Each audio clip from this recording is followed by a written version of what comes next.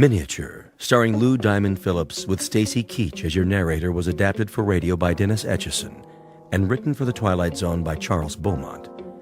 Heard in the cast were Ellie Weingart, Alyssa Fraden, Jeff Lupetin, Joby Cerny, Roger Mueller, Elizabeth Lido, Christian Stolte, Doug James, Kurt Nabig, and C.J. Amari.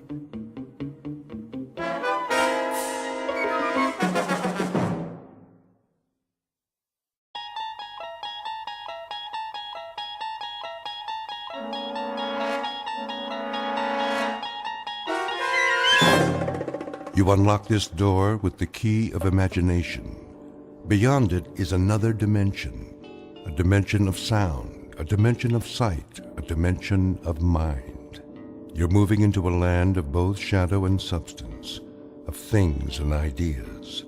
You've just crossed over into the Twilight Zone.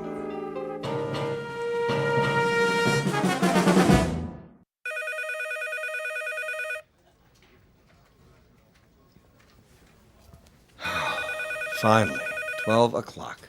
Let's go to lunch. Hey, Charlie. Charlie, it's recess. Oh. Thank you. I just want to finish up here. Trying to make us look bad? What do you mean? Now, just what do you think I'm... Hey, just forget it. Come on, we'll be late. Look at him. Little goody two-shoes. Why don't you guys lay off him? Because we're mean, heartless brutes. Right, Fred? Right. Well, I think he's nice. Hey, Mama, don't forget to change his diaper. Charlie, Hello? aren't you going to lunch? Oh, yes. Any place in particular? Yes, in a way. Where? Well, it's in the museum, actually. The museum. They have a very nice cafeteria. It's quiet there, and, Would you like some company? well, I mean... It's okay, Charlie. I understand. See ya. Hey, look at the dinosaurs. Wow, that's the biggest elephant I ever saw. It's a woolly mammoth, you dope. Come along, children. Keep up with the class and don't touch anything. Cafeteria closed. Oh, no. And here we have one of the world's greatest collections of primitive art. Excuse me. Pardon me. There are selections from every period. I direct your attention to the New Guinea exhibit. Some of the pieces, the sepik shields, for example, are hundreds of years old, but some were made as recently as 1950. This is because New Guinea is still a largely unexplored and therefore unspoiled land. Most natives of the interior will live and die without realizing that the world extends beyond the limits of their jungle. Sorry, I'm not part of the group. Let's stay together, please. Now then, the natives speak over 500 different languages. However, you'll notice that their art has a great unity. Of course, they don't think of their carvings as art, not in our sense of the word. This first piece in the glass case was meant to frighten away evil spirits. This one is a protection against disease. Oh, and this one. If I could just get by, please. I'm on my way out.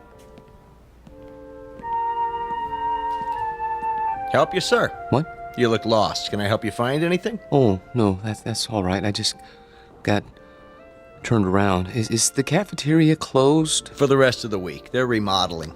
Well, I'll be leaving then. Main entrance is that way. Thank you. Have you seen the Egyptian wing? Pardon? Egyptology. They have a nice exhibit. Is that right? Just downstairs, next to the Hall of Miniatures. Miniatures? You know, the model houses. They have the palace at Versailles, a log cabin, a New England church, a whole room full of them, all made by hand, with little dolls inside that look just like real people. Pretty amazing. Have you been there yet? No, I only come here for lunch, you see. Well, you might as well take it in now that you're here. Not many people go there, but it's really something. All right. I think I will. Turn left at the bottom of the stairs. You can't miss it. Thank you for the suggestion. I'll have a look.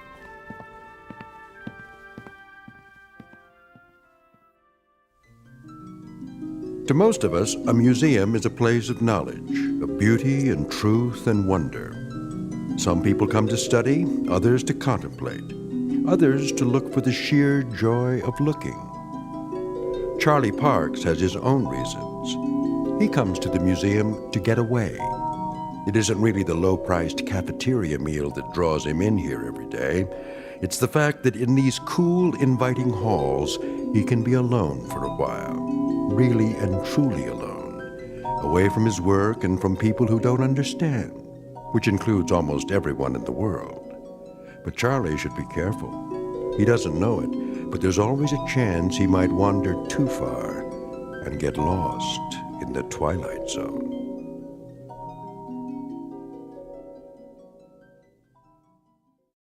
And now, The Twilight Zone and our story, Miniature, starring Lou Diamond Phillips, with Stacy Keach as your narrator.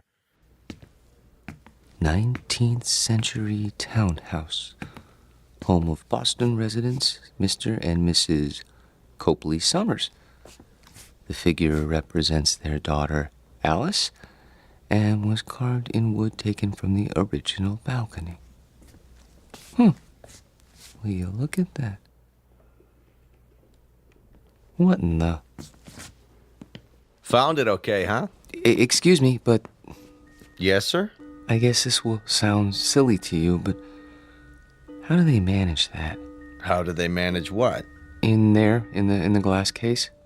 Oh, well, I couldn't say exactly. I know they use magnifying glasses, little tiny tools, single hair brushes, that kind of thing. Must go blind making them so small. But the girl, she's so realistic. Isn't she, though? Long black hair, lace dress. Look at her fingers. They didn't miss a thing. Little rug, chair's got teeny tiny doilies on it. But how do they get the girl to move? Servo motors? Microchips? How's that? The girl playing the piano, it's stopped now. I don't think I... There, see her sitting at the piano? She was playing just a few seconds ago. It was, I don't know, something like this?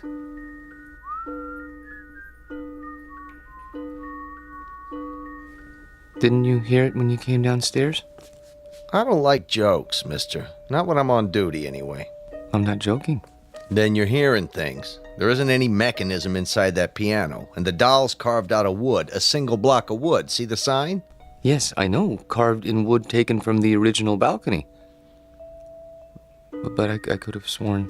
Yeah, it was probably some kid with one of those pocket radios. They sneak them in once in a while. But I saw her move. At least I think I did. Well, you know better now, don't you? Yes, I know better now.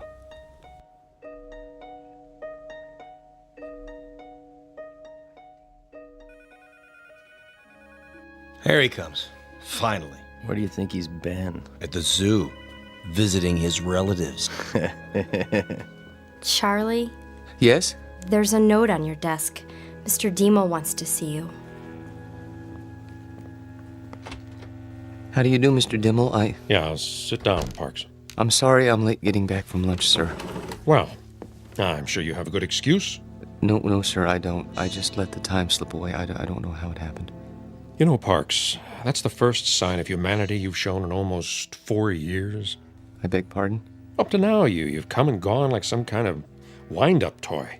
Never early, never late, always keeping to yourself. What, don't you like us, Parks? I've never thought about it, sir. Well, think about it now. Do you like your co-workers? I suppose so. Oh, you suppose so. I mean, that is, I don't dislike them. I'm afraid that isn't good enough, Parks. An office is like a team or a platoon. Either it works together or it doesn't. And here, it doesn't. And the reason is you. I knew you were a square peg when I hired you, but you were bright, and well, I thought we'd wear those edges off. We haven't. No, not at all. You're still a square peg. You understand me? Yes, sir. I think I do. I'm going to use the excuse of your being late, but I can't. The fact is, I'm letting you go because you just don't fit in. I understand, sir. Parks, Yes, sir. No, this isn't any of my business, but how old are you now? 37, 38? 35. 35. Don't you think it's about time you gave up living with your mother? She needs me. Oh, why? Is she ill? Not actually ill, but my father died some time ago, and my sister is married, and, well, she needs me. I see. Look, you're welcome to stay on a few weeks if... No. That's very nice of you, sir, but I'll manage. Well, you can pick up your check tomorrow. Thank you.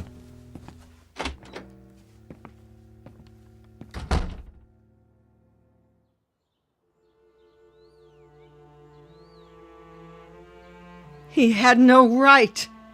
He had every right, Mother. Hiring and firing people is his job. But why you?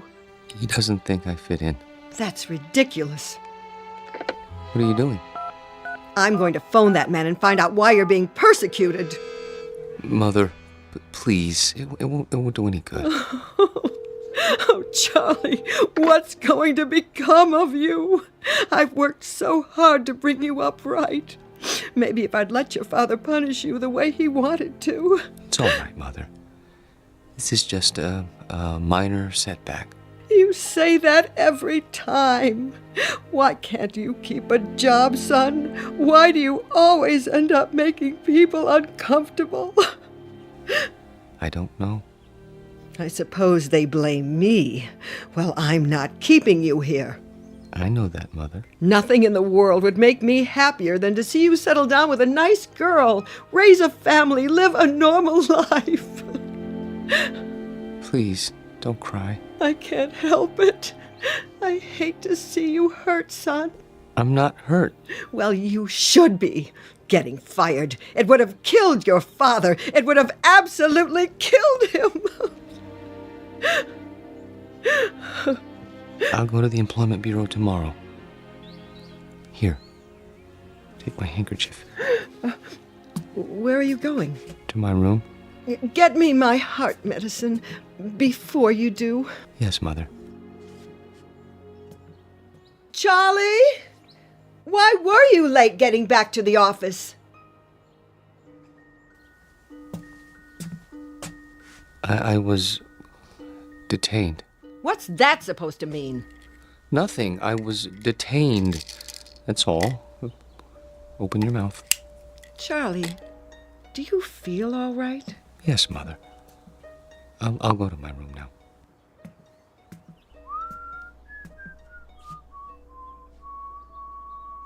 What's that you're whistling? Pardon? You were whistling. I don't remember. You should lie down, Charlie. Take a little nap. Mother, please, I can take off my shoes. I'm only trying to help. I know, but I'd prefer to untie my own shoelaces. Very well. I'll bring you some cocoa. Not now. Why? You always have your cocoa. I think I'll go out. At this time of day, we'll be having dinner soon. I want to get a head start with the Employment Bureau, see if there are any jobs. But they must be closed by now. There's still time. I think I'll walk over. It isn't far. Are you sure you should? Why not wait till tomorrow? Get a fresh start. Do you want anything at the store? Not that I can think of. But Sit in your chair in the living room. Put your feet up. are you sure? Try not to worry, Mother. I'll be back in an hour.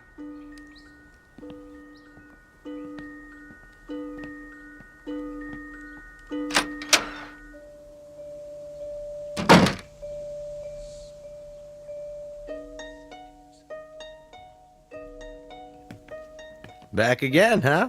Yes. Anything in particular? Is it still open? What's that, sir? The miniature room? You know, downstairs next to Egyptology? Oh, sure. Thank you.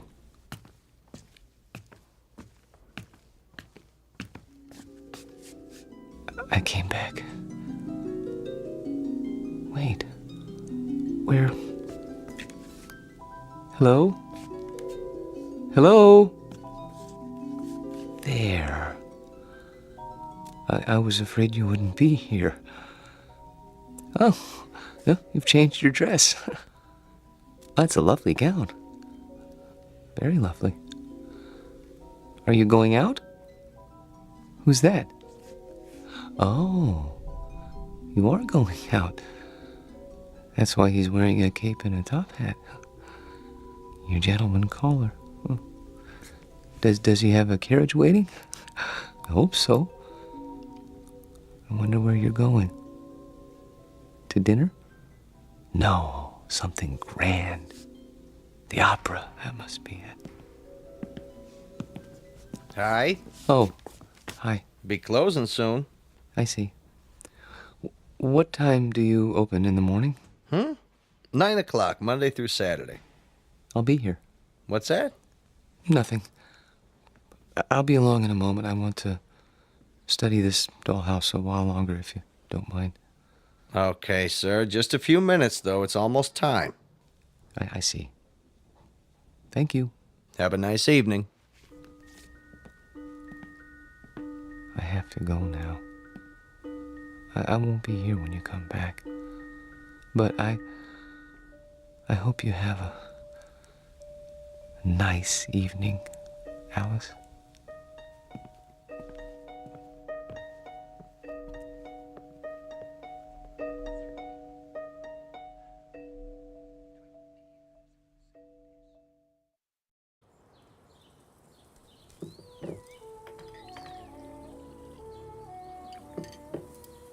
Hey, where's old Charlie this morning? Don't worry about him, buddy. My brother never misses breakfast. Charlie, your breakfast is getting cold.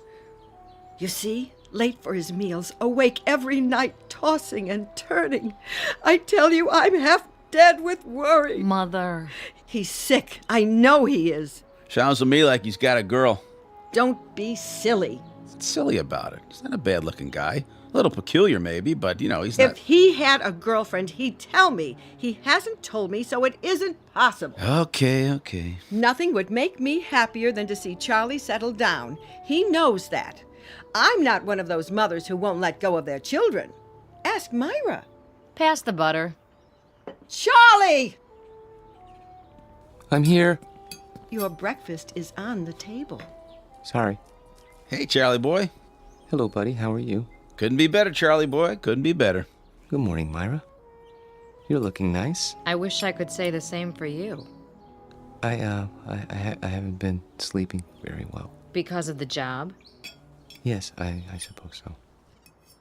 It's been terribly hard on him, pounding the pavement every day. Boy, that can get you down. Charlie, Yes? we've got a surprise for you. Tell him, bud. Well, it's like this. I heard they gave you the pink slip, and...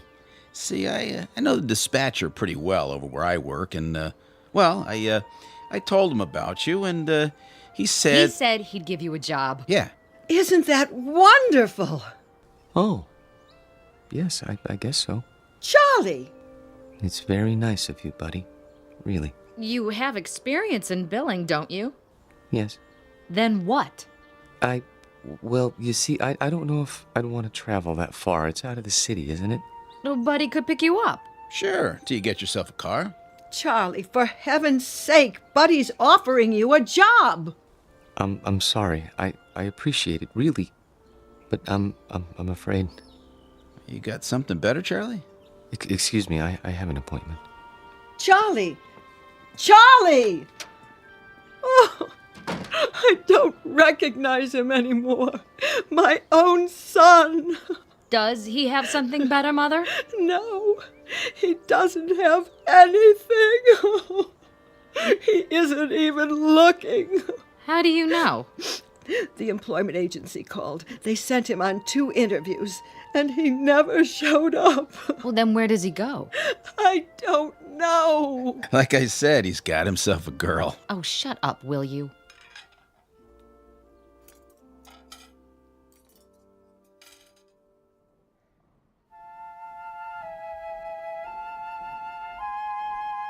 Henry, look at that. A real log cabin. Isn't it wonderful? Mm-hmm. See, there's a little spinning wheel. Your grandmother had one of those, remember? How did they make it so small? Mm-hmm. Oh, 19th century townhouse, Boston. Isn't that something? I've never seen anything so perfect, have you? Just look at the miniature piano and the doll there in her little handmade dress. Come on, let's go. Oh, I'd love to live in a house like that. Sure you would. No air conditioning, no central heating, no television, no phone. Sure you would. Excuse me? Are you finished here? I mean... Yep, on our way to see the mummies. Come along, May. If we must. Oh, I'm sorry. I didn't know you were still in bed. I wouldn't be here so early, but my sister and her husband came over and... Oh, I understand. Of course you need to get dressed. I'll turn my eyes away so you can have your privacy.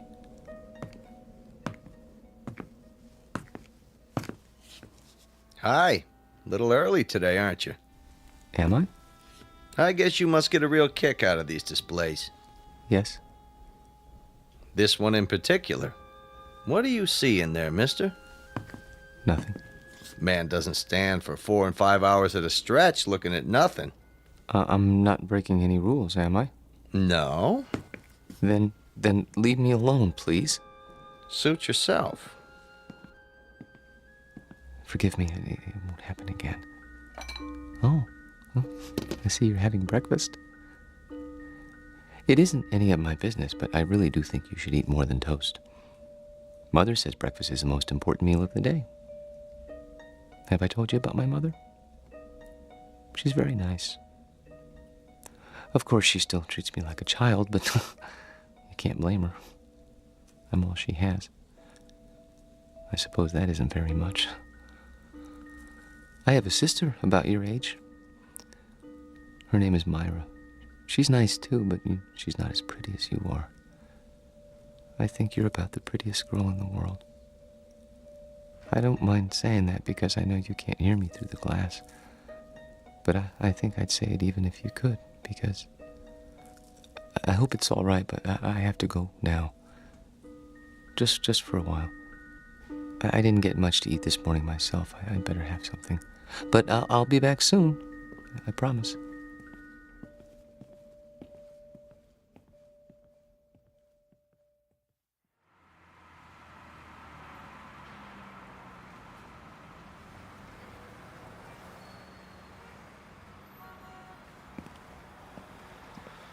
Charlie?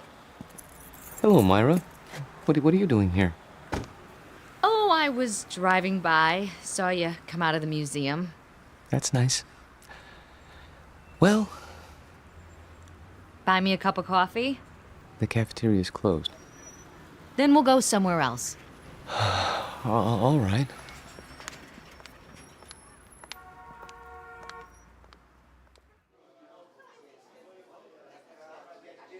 Here you go, folks. Thank you. Charlie, I'm gonna be honest. I didn't just happen to see you today. I followed you. You did? Why? Because Mother asked me to. She's worried, and so am I. You haven't been yourself. No? You go to that place every day? I thought it might be a good idea to improve my mind. That isn't why. I'm your sister, Charlie. I grew up with you, and I know you. You go there because it gives you a chance to be alone. And you want to be alone because you're scared. Myra? Listen to me. This is important. You're over 30 years old, Charlie, but you're living the same way you did when you were 14. Some of it's Mother's fault, some of it's yours. But it isn't natural. It's sick, Charlie, and you know it's sick. And that's why you're scared. You're probably right. Stop agreeing with me. I could say you were a blue monkey and you'd agree. But Look, I don't know about psychology or anything like that, but I think I know what's wrong with you. You need a girl, Charlie. You're at that time in your life. You know what I mean? Not exactly. Well, it's hard to explain, but you've never had a girl, have you? Not as such? That's what I thought. Well, we're gonna change that. How? I'll introduce you to Harriet Gunderson. She works at my office, and she's a lot of fun. You'll like her. Myra, please. Charlie, please. This one time try. For me. If you do, I promise I won't bother you anymore. All right. Here's her address. You don't even have to phone. Just stop by, say around 7. And you don't have to buy her dinner. Take her for a walk in the park. She'll like that, okay? Okay. Word of honor? Word of honor.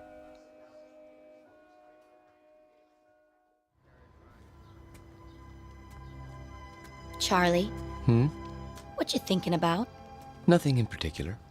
You sure are quiet. That means you're the dangerous kind. You can't trust the quiet ones. You can trust me. Who said I wanted to? I only meant... Look, why don't you relax? Come on, let's sit on the bench. If you like. Lean back. Take it easy. There. That's better.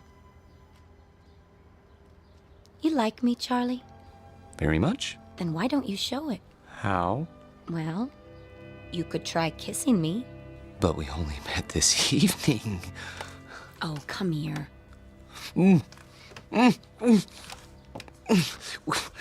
We hardly know each other. Quiet, you man, you.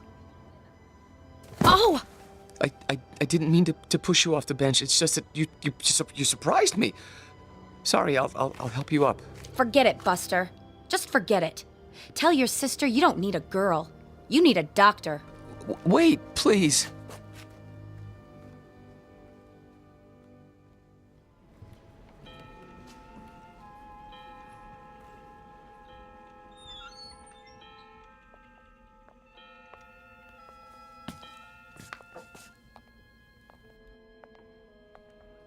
Of course, I realized she was doing it as a favor to Myra, but even so, I didn't mean to be rude to her.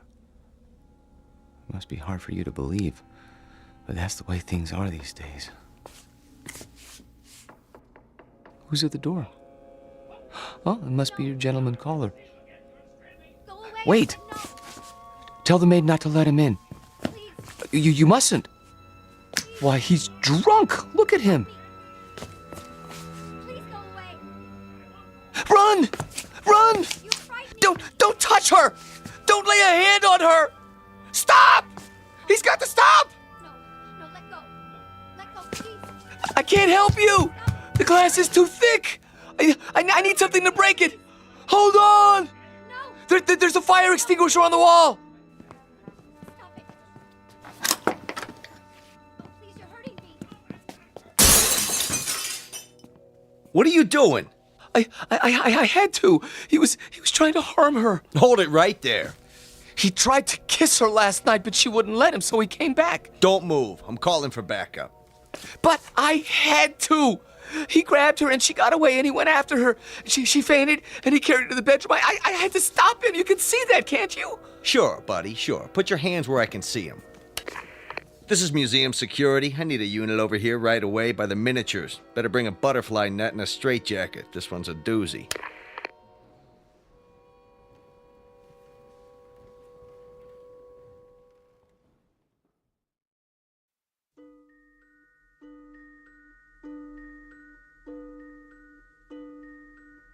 Now, Mr. Parks, I want you to understand that no one is saying you didn't see these things. There's no doubt that you did. But you saw them in your mind. They were real, Doctor. To you, they were. That's the way it is with hallucinations. Ordinarily, the eye sees and transmits a picture to the brain, but sometimes that's reversed.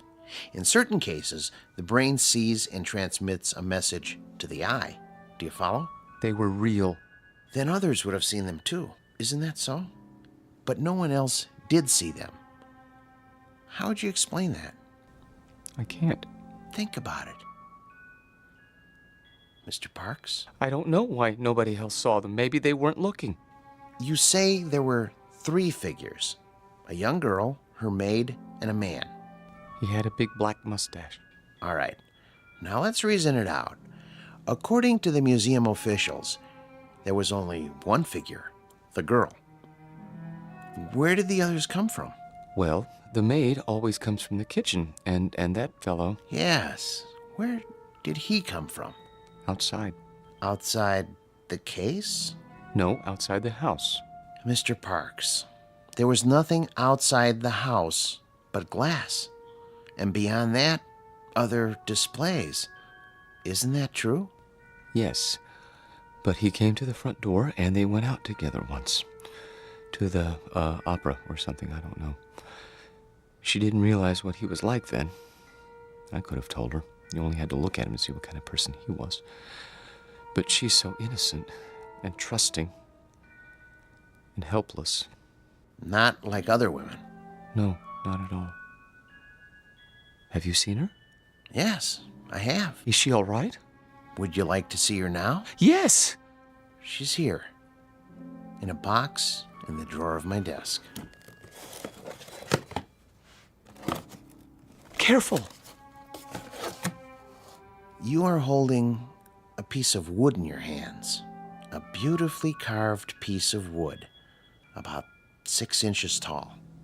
Do you have to take her back? I'm afraid so. It's museum property.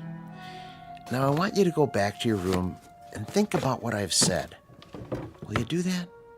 And remember, what you saw isn't the important thing. Our job is to find out why. Once we accomplish that, you won't have any more hallucinations.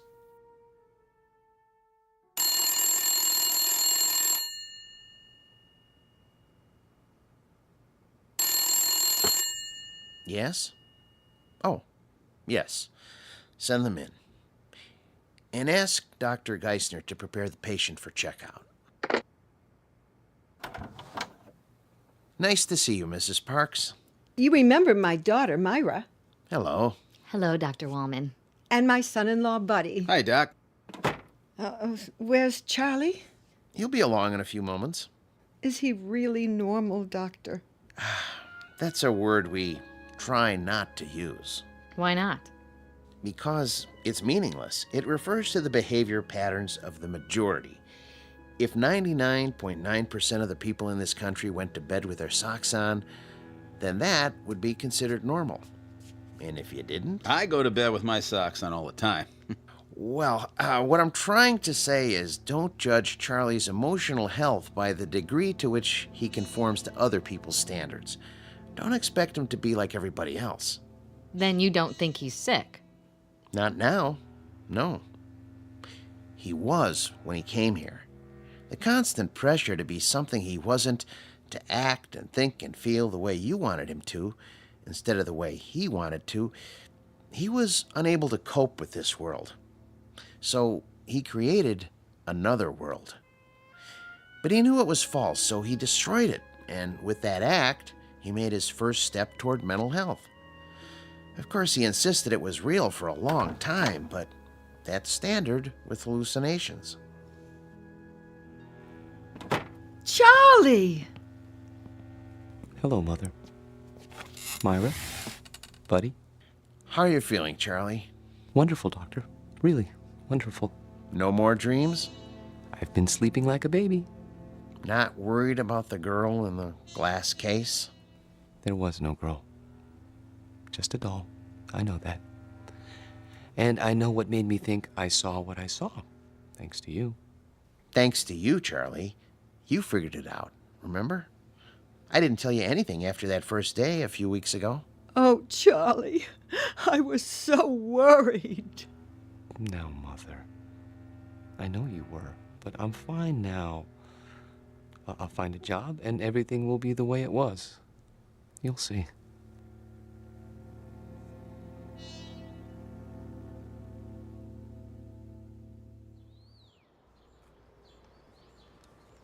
I've sure missed this. Did they hurt you, Charlie? Well, they were going to use shock treatment, but they decided not to when I got well. A lot of nuts in that place, I bet. Buddy. It's all right. I don't mind. May I have some more cocoa? Charlie, we have a couple of surprises for you. Oh? The job at Buddy's office is still open. Really? And I talked to Harriet.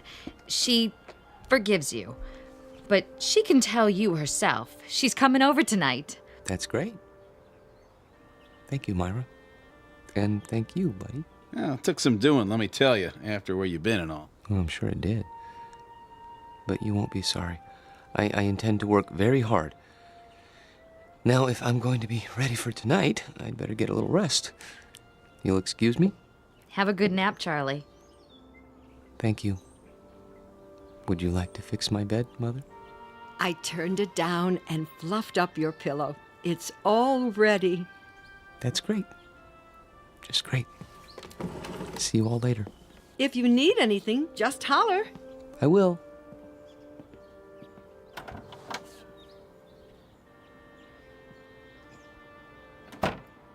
All right, I gotta go by the house. Be back in a while. Okay, honey. You want me to pick up some chow? That's not necessary. We're all going out tonight. We are. Okay, then. See ya. Take your time. Drive carefully, buddy. Sure. No problem.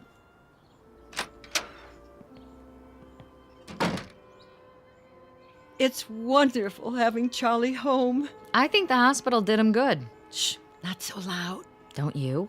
I still don't understand what happened to him. The doctor told you.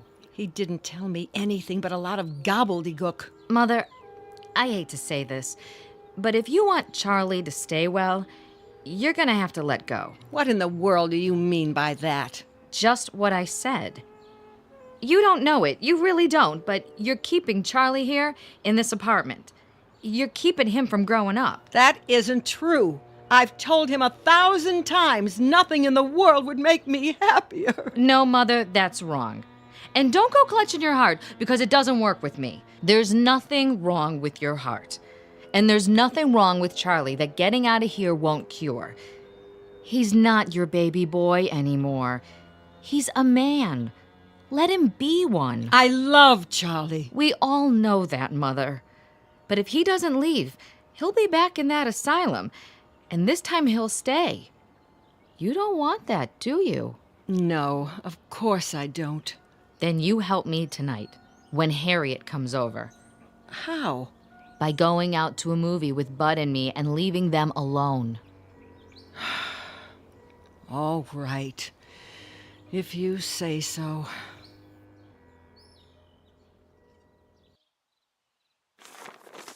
Pass the sports page, would you? Here. You should check the movies. Oh, yeah, sure. There's Harriet. Already? You better tell Charlie to get ready. Charlie? Hi, I made it. Ooh, new dress? Yeah, cost me something too. Hi, Bud. Hey, Harriet. Charlie, your company is here. Charlie? Charlie! What's the matter? Can't wake him up? He must be tired. It's locked. Charlie never locks his door. Hey, Charlie boy. Up and at him, pal. Maybe he doesn't want to be disturbed. Nobody could sleep through that. Break it down, Bud. Gee, I don't know. Break it down. Okay. The window's open! Take it easy, Mother. He must have crawled out. Why would he do a thing like that? I don't know. He's your son. Oh, what did I ever do? Mother, be quiet. Hello, operator? Could you give me the number of the City Museum? The main one downtown. Thank you. He couldn't have gone there. The doctor said he was well. Hello? Yes, could you tell me, please, are you open tonight? I see. Thank you. Well? Well, they close earlier tonight. Thank God. But they were open until a little while ago.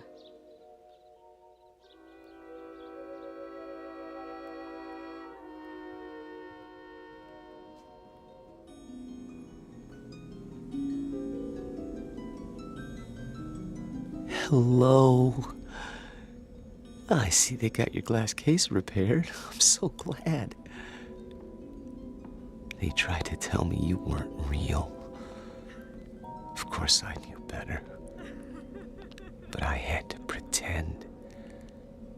Otherwise, I never would have seen you again. I love you, Alice. Maybe if I keep telling you, you'll believe me. Your world isn't simple, is it? No world with people in it ever is. There's loneliness and misery and heartache. Oh, look at you, crying because you're alone. I've been alone all my life. People try to understand, but they can't. You could. We could understand each other and help each other and love each other, if only. Wait! Someone's here. I have to hide. But where?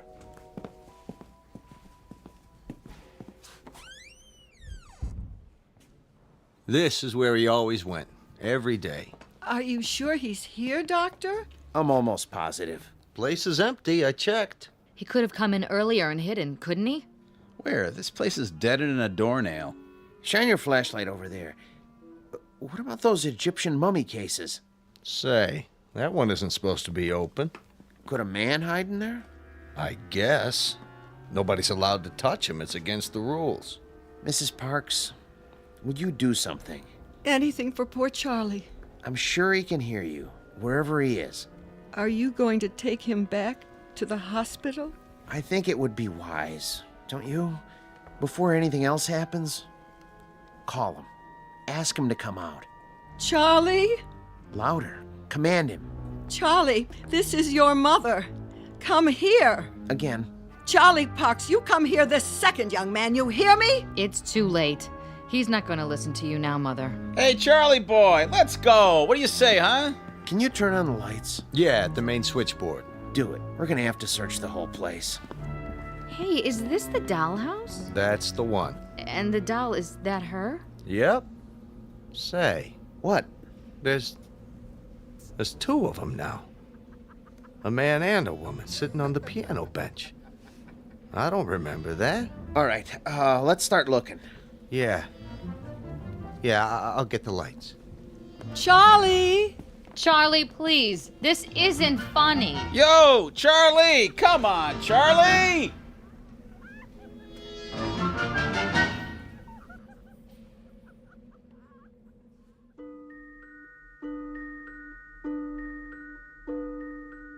They never found Charlie Parks because they didn't look closely enough at the house in the glass case. The guard didn't say anything more about what he saw. He knew what they'd think, and he knew they'd be right, because seeing is not always believing.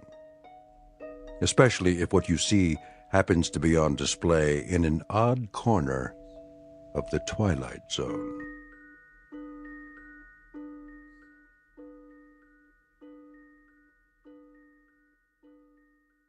We'll return to the Twilight Zone in just a moment.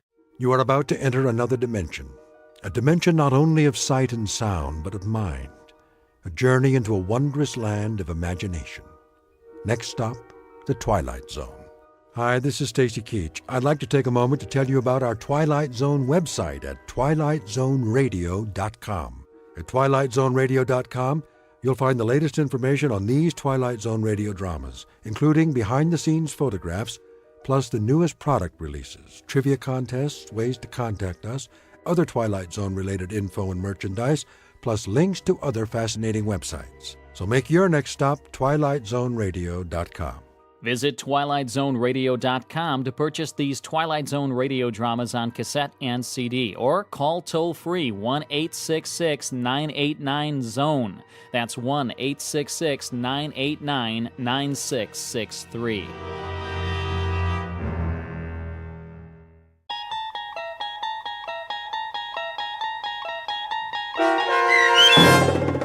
Printer's Devil, starring Bobby Slayton, with Stacy Keach as your narrator, was adapted for radio by Dennis Etchison and written for The Twilight Zone by Charles Beaumont.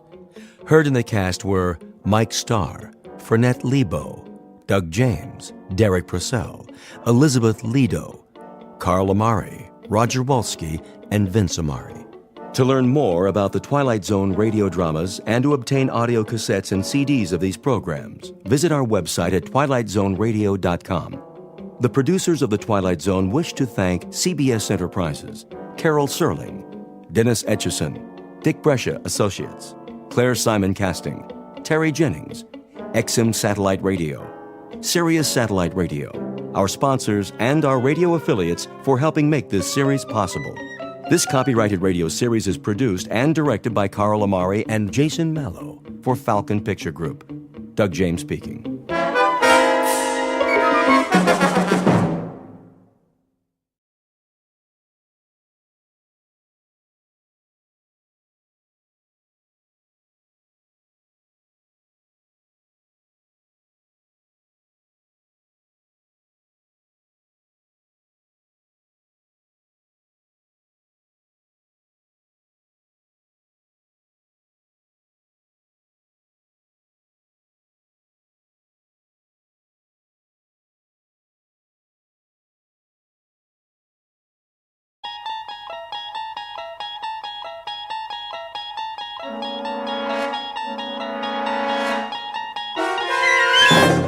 You unlock this door with the key of imagination.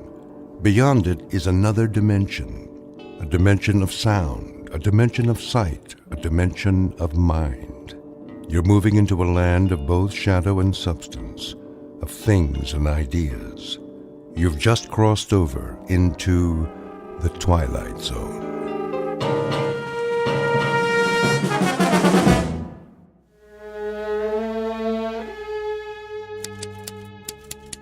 Oh, no, not now.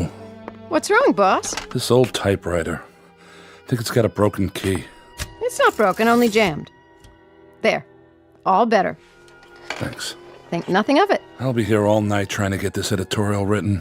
Oh, come on. Things aren't that bad. Don't be such a gloom cookie. I am not now, nor have I ever been, a gloom cookie. That's better. Now go back to work. I got the front page all laid out. Great, Andy. Rest of the pages are almost done. Can I, I'd like to talk to you, Mr. Winter. Can't it wait? I can spare a few seconds. What's on your mind? Well, the fact is... Something stuck in your throat? No, sir. Wait a minute. I've got some real medicine here. Go on. Take a swig.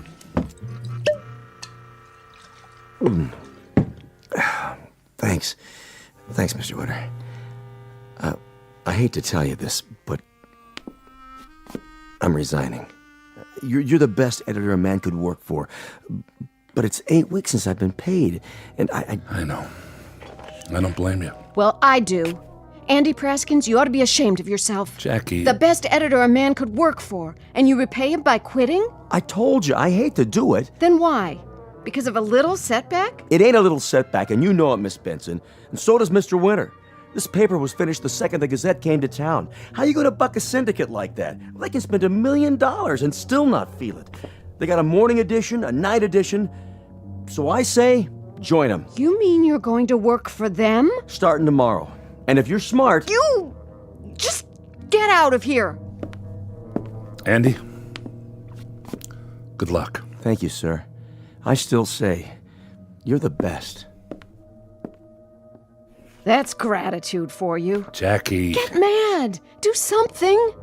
That was our linotype operator who just walked out. Honey, it won't do any good to get mad. Andy's right. We're finished. Don't tell me that, Doug, please.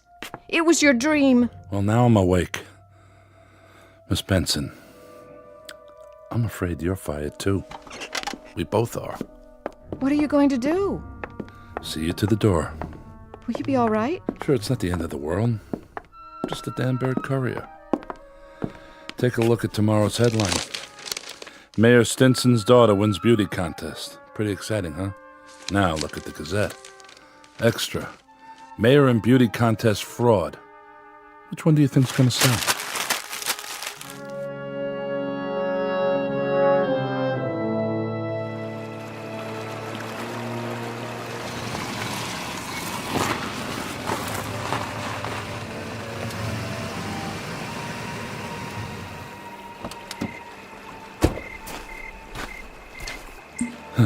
Bottle's empty. Oh, well. Young man, Yeah? might I trouble you for a match? For my cigar? Oh, sure. I think I have some This is a beautiful, beautiful evening, isn't it? The bridge, the river. Smell the pines in the air. A pity you have to leave it all. What do you mean? Well, you were about to commit suicide, weren't you? That's none of your business. I agree. But a man ought to do a good job of it. I mean, to jump into the river from here could work. On the other hand, you might end up with nothing more than a head cold. I certainly wouldn't risk it. Oh, by the way, did you find that match? No, I'm out. No matter. Are you going to jump? Why? You want to watch? Oh, no. I was just thinking if you're not going to jump, maybe you wouldn't mind giving me a lift into town. Quite a psychologist, aren't you? One of the best, my boy, one of the best. Okay, come on. How did you do that? Do what? I didn't see a match. You just snapped your fingers. Oh, that. Just a little magic trick. Shall we go? Why not? Get in. Thank you, young man. You will not regret this. I promise.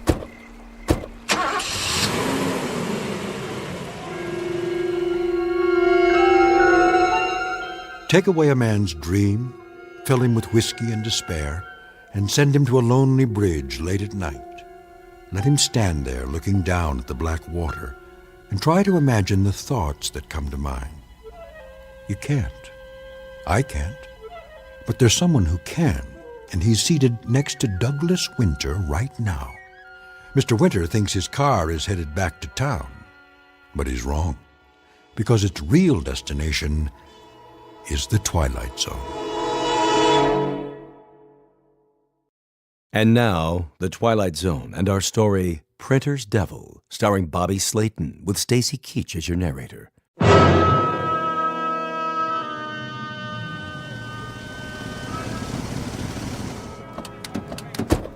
Here we are, beautiful downtown Danburg. Why, thank you. I appreciate the ride. Sure, and thank you. Half Moon Bar and Grill. Excuse me, young man. Yeah? I hope you're not going to drink alone. I was.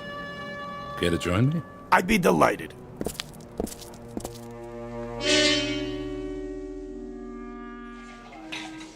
Feeling better? Not yet. Hi, Mr. Winter. Hello, Molly. Let me have a cup of hemlock on the rocks. Cup of what? Make it a martini.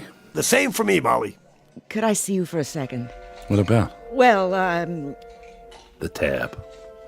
I'm sorry. Mr. Foster says he'll wait, but from now on it's gotta be cash. Please, allow me. Oh, well, that'll be fine then. Now, Molly, you run and go get those drinks. And tell Mr. Foster to make them doubles. Would you do that for me? Of course, sir.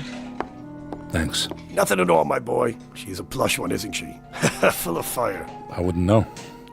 Mr. The name's Smith. Douglas Winter. Not the Douglas Winter. The newspaper editor? Ex-editor. Why X? It's a long, sad story. You wouldn't be interested. Oh, but I would. You see, Mr. Winter, you were the reason I journeyed to Danburg. You must be a bill collector. Not yet, anyway. I am, in fact, a newspaper man, and I was kind of hoping to secure a position here with the Courier. I could have saved you a trip. The Courier is dead, Mr. Smith. I don't understand. There isn't much to understand. The Bragg Syndicate decided to start a rival paper, the Gazette. Can't you just fight them? I thought so, at first, but they were big and rich, and I was little and poor. Your drinks, fellas. Keep the change, my dear. In payment for your lovely smile. Thank you, sir. Wow, she moves fast for a big one. So what do you say, Mr. Winter? Do you suppose the Gazette could use a linotype operator? I'm afraid not, though they did just grab my best man. Probably give him something else to do. Not much call for hot lead typesetting anymore. Everyone switched over to computers. Well, it's very disappointing. That was my specialty, along with reporting. It was? In fact, if I may dispense with false modesty, I would have to count myself among the best in both fields. Perhaps the best. I don't know what to say yet. Then I'll say it for you. You put me to work right away, and I think you can save the Courier. How? I can't even pay my bar tab. Very simple. I will waive my salary until you're in the black. Then, of course, I would expect some compensation, you understand. I might never be in the black. Yeah, but then you might. It's a chance you have to take. That's certainly better than what you have now. You sure you know how to operate a linotype? Mr. Winter, that's like asking Paganini if he knows how to play a fiddle. I can make that keyboard do things you would not believe. Show me. Oh, with pleasure.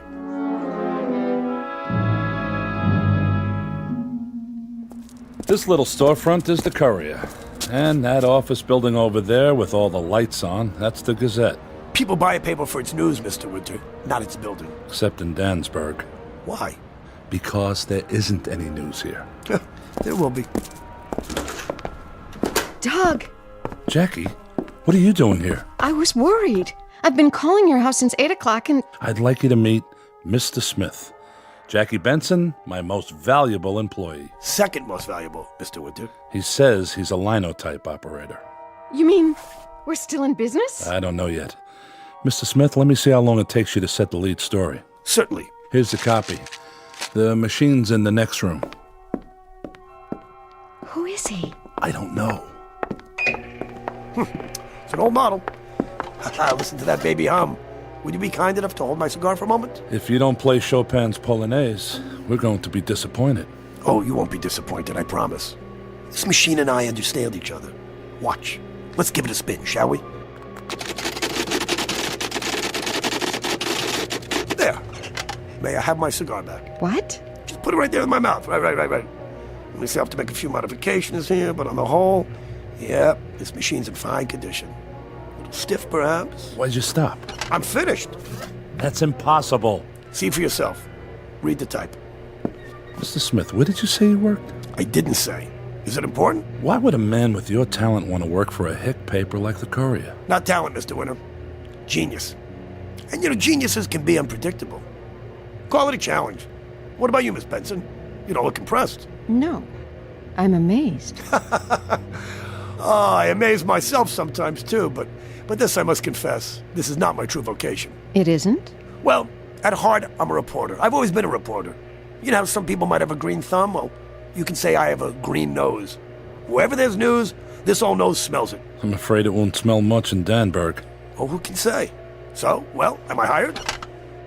You would be, if I had a paper. But there's no use kidding myself. It belongs to half a dozen banks and finance companies, all ready to collect. How much would you need to pay him off? A lot. Plus 8 weeks of back wages to the staff, the delivery boys. And me? How much does it all come to? Roughly $22,861.23. Well, I think I can manage that amount. On a loan basis, you understand. Excuse us for a moment. Surely. What do you think? I don't know, Doug. What does he get out of it? What's his motive? Beats me. Well, then... Look, I'm going to give it a try. It's a chance to stay in business a while longer. And after all, what have I got to lose? Absolutely right. What have you got to lose?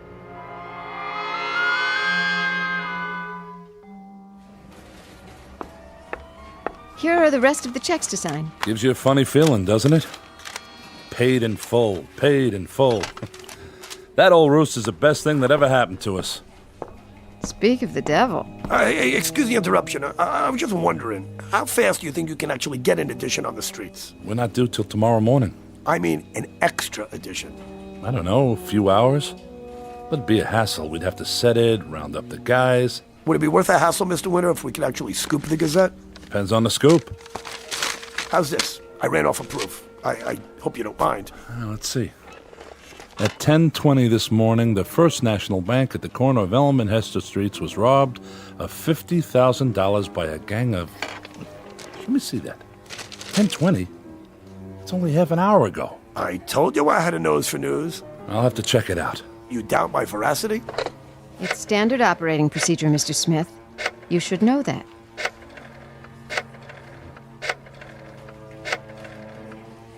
First National Bank? This is Winter at the Courier. We have a report of a robbery and Huh? I see. Okay. Thank you. Doug? Let's get to work. Special edition, bank robbery, get your paper here. Oh, my good man, come over here. Let me show you how you're supposed to do that. Give me that paper. Daring Daylight Bank Heist. Big stick up. Read all about it. Thug steal 50 grand. Extra, extra. Get her right off the press. Thank you, sir. Thank you, ma'am. Thank you. Thank you very much. Have your money ready. Thank you. Get her first. Right here in the Courier. Read all about it in the Courier.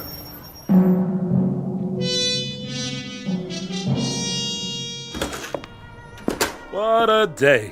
Don't you wish you could have seen Franklin's face? When did the Gazette finally come out? Not till 2:30.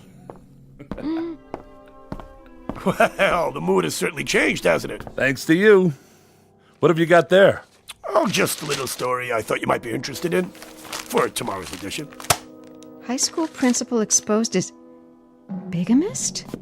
Mr. Harold J. Swanson, for 13 years principal of Danburg High School, confessed today that he is married to 2 women. The first Mrs. Swanson... It's not much, but it will sell papers. How did you get this? I keep telling you, I have a nose for news. I'll check it. Hello, yes, I'd like to speak to... I don't think Miss Benson trusts me very much. She's not used to this kind of pace. Well, you like it, don't you? Mr. Smith, there's nothing I like more. Love Nest at high school. Read all about it. Who'd have ever guessed? Why, that old goat. Here's the mail. All subscriptions. Honey, do you realize that in 2 weeks our circulation has doubled? Oh, and Mr. Franklin's here to see you. Here? Winter, I'm not a man to beat around the bush. You've had a few lucky breaks. It can't last, but I'm authorized to make you an offer. If you're smart, you'll take it. An offer on what, Mr. Franklin? Why, the courier. We buy it, you and your staff go to work for us. Well? Sorry, we're not for sale. You actually think you can fight us? We can try. This offer will remain open till 7 tonight. After that, Winter, I'd advise you to find another line of work. Oh, turn up the heat. I already have. Under the Gazette. Come on, let's have some lunch. How much do you think they'd give you? Well, if they're as worried as Franklin looks, a couple of $100,000, maybe more. Why? Honey, what's wrong? I'm not sure. I have a surprise for you.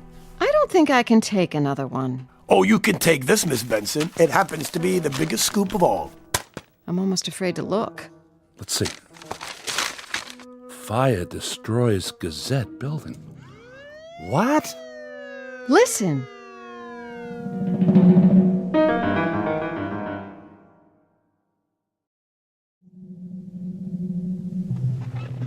I don't blame you for being upset, but that's no reason to make accusations. Accusations? Facts! You started that fire, Winter, and you're going to pay. I'll see to that. Mr. Franklin... I've heard of some low tricks in the newspaper game, but this is the lowest. Mr. Franklin, I did not start that fire. How many times do I have to tell you? I don't care how many times you tell me. You had your papers on the street an hour after it happened, and that spells just one thing. You knew. I'll explain the situation one last time. Our new man was passing by. He saw the smoke and ran back. And in an hour, he wrote the story, ran off 5,000 copies. Winter, what kind of idiot do you think I am? The loud kind, Mr. Franklin. It so happens I have eyewitnesses to my whereabouts every minute of the day. Oh, we'll see about that. Yes, Chief Brown. Hello? This is Lawrence Franklin. Have you checked out Winter's story yet? Yeah, well, they're lying. They're covering up for him. What about that new man? All right. See that you do. Well? It may take time, Winter, but you'll pay for this. I don't think so, Mr. Franklin. I think your insurance company will pay for it. Who knows? They might even pay for the libel suit. What? The one I'm going to hit you with if you keep shooting your mouth off. Now, get out of here. We got work to do. Doug? Yeah? How did we get on the street so fast? I don't know. Do you believe him? Who? Mr. Smith. Do you believe he just happened to be passing by? Oh, Jackie, I swear you sound as bad as Franklin. Where are you going? To talk to Mr. Smith. Hello, boss. What can I do for you? Answer a question. Did you start the Gazette fire? I? You. I'm afraid I don't understand. Why not? It's clear enough. Did you start the Gazette fire? It was started by a faulty electrical system. You sure of that? Mr. Winter, I never write up any item I'm not sure about. It's a matter of ethics. The men say you never left this room. They're busy. You can't expect them to notice every little thing. Well, I suppose not. And you can't expect me to get my work done with editors hanging over my shoulder, can you? Oh, by the way, Andy Praskin's called. The linotype operator I told you about. I think I'll hire him back and put you on full-time reporting. No, that won't work. That won't work. I've made certain modifications to the machine, and look, I just don't want anybody touching it. They'll mess it up. But you hire him back. Just give him another job. It's twice as much work for you. No, I don't mind. I've got this baby trained.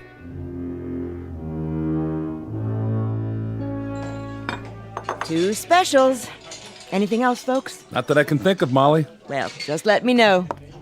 Doug, tell me about Mr. Smith. Exactly how did you meet him? I told you. I ran into him that night. Where? The end of Pine Trail, the bridge. What were you doing out there? I don't know. Hunting butterflies. You don't have to get defensive about it.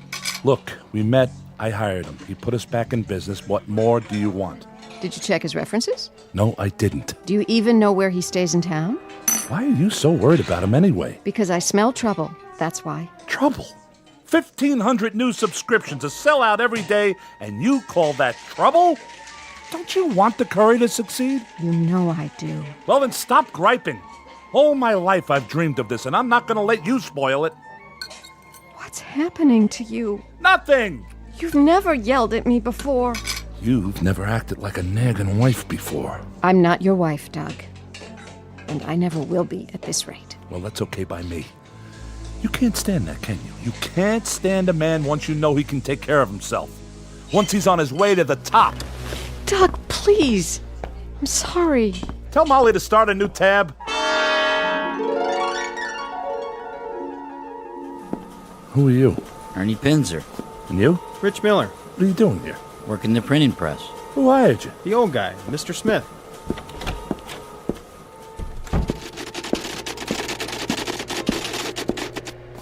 Well, I hope you don't mind. We needed the extra help, and they needed jobs. They're Gazette men. Mr. Smith? Yes? Read that to me. What? On the machine. What you're writing. Well, I'd hope to surprise you. Tomorrow. Surprise me now. Start with the lead. Okay, if you like. Local man wins $2 million. E.J. McLeod, for 16 years, clerk at the Danburg Water and Power Company, learned last night that his sweepstakes ticket was... That's enough.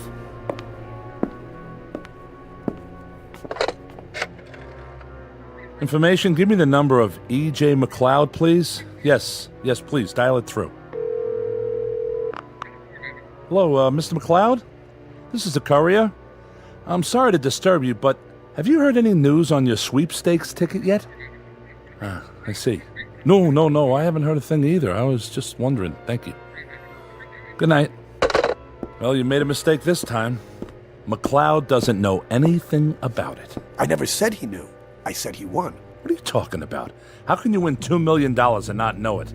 By not bothering to check your mailbox for a telegram? You're bluffing. You know what the odds are of winning those... Courier, Winter here. Well, congratulations. That was McLeod. You see? No. The telegram was delivered. He only just now read it. I swear, if you sent it, if you're stringing that man along... Mr. Winter, would you sit down, please? I think it's time we had a little chat. Maybe it is. I think the occasion calls for a touch of the creature, if I may say so. I'm all out. Oh, no, I think you'll find you're mistaken.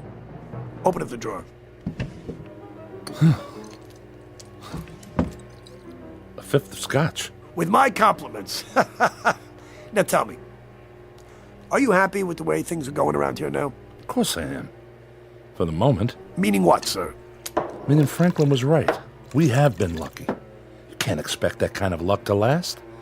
They'll rebuild the Gazette and we'll be right back where we started. Mr. Winter, what if I were to tell you that you could expect the luck to last? I'd say you're an optimist. Oh, I am that. But I'm also a man of my word. Isn't that true? You have been so far. Everything I promised you, I have delivered. So you have no reason to doubt me. What's all this leading up to, Mr. Smith? A simple proposition. I took the liberty of preparing this document here. I hereby guarantee, you understand? Guarantee that you will become the most successful newspaper editor in the world within 5 years. And that you will remain so for the rest of your natural life. If you will just affix your signature right here. I, Douglas Winter, agree to relinquish my immortal soul to the bearer upon my death in exchange for his service. You're the devil? As a sophisticated, intelligent man, you know the devil doesn't exist. Yeah, that's true. And you also know that the world is full of rich, crazy old men who just do things for crazy reasons. Why not just think of me that way? I do, Mr. Smith. Excellent. Use my pen. This is ridiculous. Of course it's ridiculous. You said it's ridiculous. I've agreed with you. And yet, look at you. You're still hesitating. You don't believe I'm the devil, do you? Certainly not. Then humor me, huh? After all, what good is a soul anyway? It's sort of like an appendix these days, if you know what I mean. Particularly if it doesn't exist in the first place. Just for the sake of argument. Why would you want it? All right, just say for the sake of argument. I might find a use for it. Let's say, I don't know, I'm a connoisseur and yours is a choice soul. Like wine. A very good year, so to speak. Why not just take it? If you're the devil, you can do anything. Not quite. I am bound to certain rules, and I do have my limitations. You're nuts. I agree. Let's drink to that. Oh, I forgot to add, by the way, that if you don't sign, which is okay, that your somewhat gloomy predictions of the courier's future will almost certainly come true. Then, of course, I'd be forced to resign, and you know what? Let's not even consider the possibility, okay? After all, you don't want to go back to that bridge again, do you? No. Then humor an old man. It would mean a lot to me, okay? If you don't, you'll be admitting fear and belief. And you're not afraid, are you? Not in the least. What then? Oh boy, fancy that. Look at you. A grown-up man who believes in the devil. Oh, give me that stupid pen. Well done. Here. I hope that's the last I hear of this nonsense. I'm sure you do, Mr. Winter. I'm sure you do.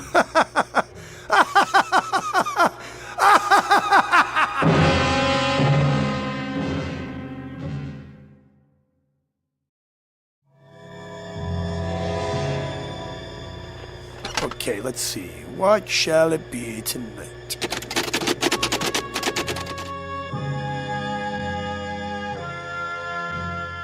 Doug? Doug, wake up! What? It's 8:40 in the morning. Didn't you go home? I guess not. Must have been overtired. Overloaded by the looks of that bottle. Have some coffee.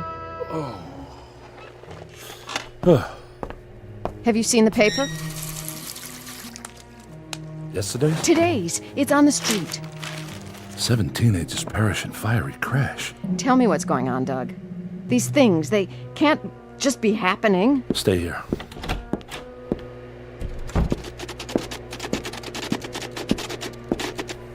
Good morning, boss. What do you know about this? I only know what I read in the papers. Has it happened yet? Why, of course. How else could... You know what I mean. Let's see. Oh, yes. An hour and a half ago. Oh, so awful. Nice young people, wasted lives, so much to live for. But of course they've been drinking, you know. You caused it. Mr. Winter, I was here all night, and so were you. How could I have caused it? I don't know yet. About last night. That was just a gag, wasn't it? Well, it did have its amusing aspects. I mean, you're not... Not what? Nothing. May I go back to work now?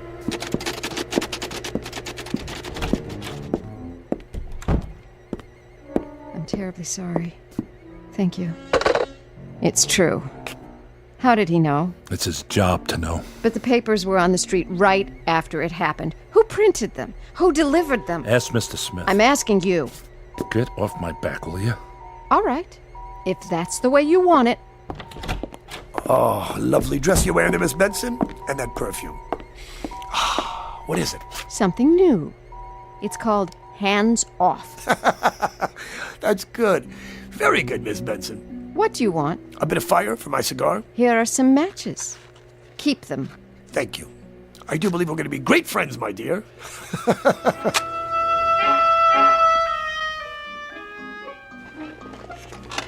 Okay, now then. What next? Let's see. Extra, read all about it. Mayor Stinson strangles his wife. Murder, extra.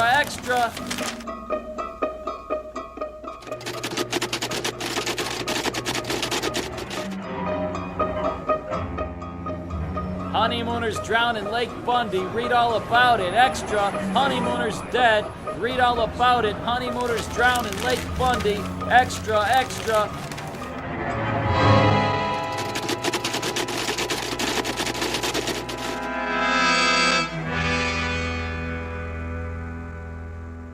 You've got to fire him, Doug. You've paid back the loan. You don't owe him anything. I can't. Why? Just kick him out. Or do you want him around? It isn't a matter of... Then what? He's taken over. He's running the Courier, not you. Him. Well, he isn't doing a bad job of it. We're selling out every edition. You're selling out more than that. A lot more. Goodbye, Doug. Hey, aren't you being a little hasty? Mind your own business. Whoa, whoa, whoa. This is my business. I do have, one might say, a proprietary interest in everything connected with the Courier. Well, I'm not connected with the Courier anymore. I wish you would reconsider. The fact is, I've developed a special fondness for you. Get out of my way. Psst, a word in your ear. Why, of all the... You'll be sorry you did that. Not as sorry as you'll be if you ever say anything like that to me again. Where's Miss Benson going? Ah, love's labor's lost, Mr. Winter. She left us. It's your fault. I have only done what you asked me to do. That's a lie. Oh, really? You wanted success? You accepted my help of your own free will. And the only thing that makes a paper successful is news. I never said what kind of news. Then you did make those things happen. Every time you sat down at that linotype. You didn't tell me people would be hurt. Hey, you didn't ask. You must pay a price for success, Mr. Winter. Everybody must, okay? Of course, the price does vary. Come on, don't feel too bad, my boy. You're not the first editor I've helped out. I don't want your help. Get out. Sorry, we have a contract. And there's no way out of it. But there is one thing you could do. What? Pay up. But if you are the devil, you can't take my soul until I'm dead. That's right, I can't, can I? Wait, is that another story I smell? I think so. What are you writing? Oh, no. This is awful. At 11:30 tonight, Miss Jacqueline Benson, formerly of the Courier, suffered grave injuries from a head-on collision with another car on Bascom Road. Cancel it! I'm sorry. Then change it! No, I won't do that either. What is written here comes to pass. Look, I told you I made modifications, didn't I? So you see, I didn't lie. I don't make things happen, Mr. Winter. The machine does. But why Jackie? Look, I do have other clients, and I've spent a great deal of time here, Mr. Winter. And I thought this just might be a nice way to wrap things up. Look, it doesn't say she died of her injuries. I mean, I could add a few lines, but that's entirely up to you. Will this help you to decide? What's that? It's a .45 caliber automatic, I believe it's called. I carry one with me just in case. If you should decide to, conclude our contract, and I think you'll find this method a good deal surer than the bridge. A lot quicker, too. Give me that. That leaves 3 bullets in the clip, as I recall. Or is it 5? I fired right at you. How could I miss? You didn't. Then I'll use something else. Where are you going? Find a monkey wrench, and when I do, I'm going to throw it right in the middle of your plans. That's the spirit, my boy. Never give up. Okay, let's see. 10:15. You have exactly 1 hour and 15 minutes.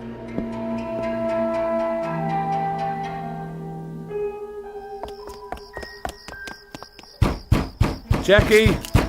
Jackie! Hush! You want to wake everybody in the neighborhood? Where's Miss Benson? She ain't in. When did she leave?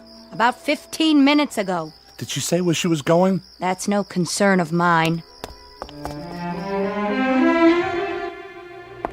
Miss Benson? Have you seen Doug? Well, isn't he at his desk? No. The truth is, Mr. Smith, I actually came here to talk to you. Oh, really? First, I want to apologize for slapping you. Second, I want to ask you to do something. And what might that be? I want to ask you to go away. You've done a great deal for the paper, but I love Doug. The way he's been acting since you got here, I hardly recognize him. And you hold me responsible? Please, Mr. Smith, just go. I'll agree to anything you want. Well, you can't expect me to make a decision like this on the spur of the moment. Hey, what do you say we take a little drive and talk about it in private?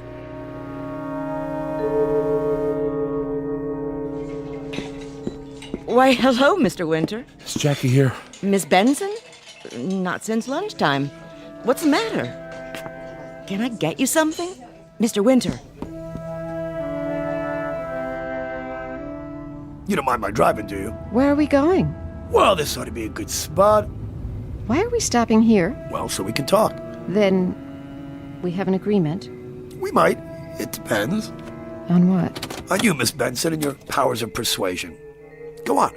Persuade me. I can't. What? It's that cigar. Okay, well, let's take a walk. That is, if you would like to get acquainted. I do. Come on, don't be afraid. Take a little walk into the woods. Jackie? Mr. Smith? It's 11:10 already. He said it happens at 11:30. What am I going to do? Well, there's always this. One bullet is all I need. For myself. My hand doesn't shake too much. Wait. The linotype. Yes, that's it.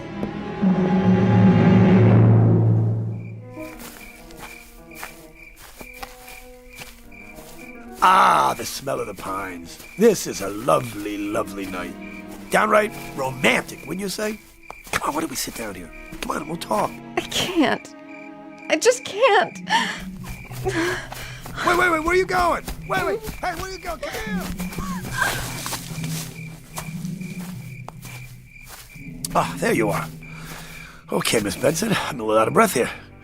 But it is time to conclude our deal. No need to get up.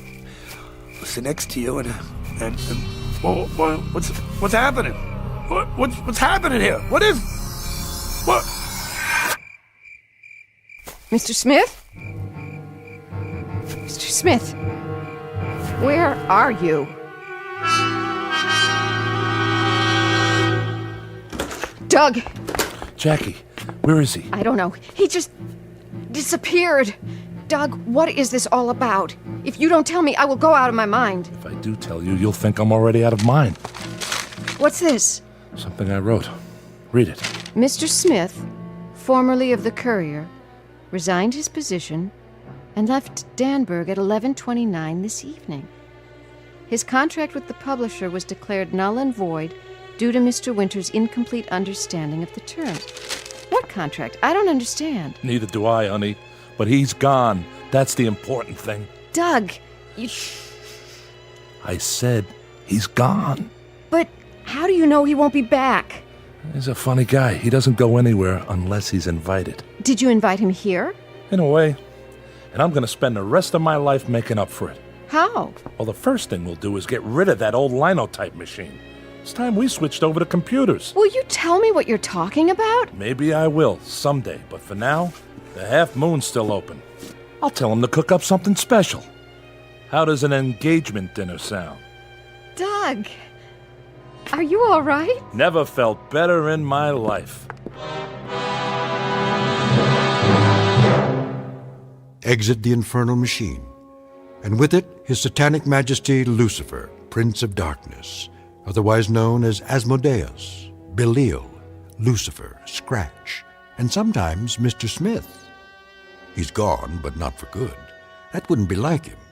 He's gone for bad, and sooner or later he may be back with another invitation from the Twilight Zone. More from the Twilight Zone after this. Hello, I'm Stacy Keach. I hope you're enjoying this edition of the Twilight Zone radio dramas. To learn more about this series, be sure to log on to our official website at twilightzoneradio.com. You'll find special discounts on our Twilight Zone audio collections, listings of our radio stations, links to other websites, and a photo gallery of our recording studio and some of our stars in action. Plus ways to contact us with questions or comments about the show. And for a limited time, when you log on to twilightzoneradio.com, you can send in for a free CD of the show. So be sure to visit us at twilightzoneradio.com.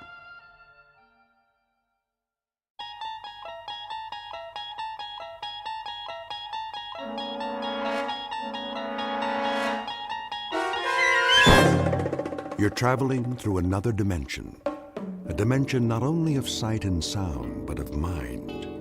A journey into a wondrous land whose boundaries are those of imagination. Your next stop, the the Twilight Zone.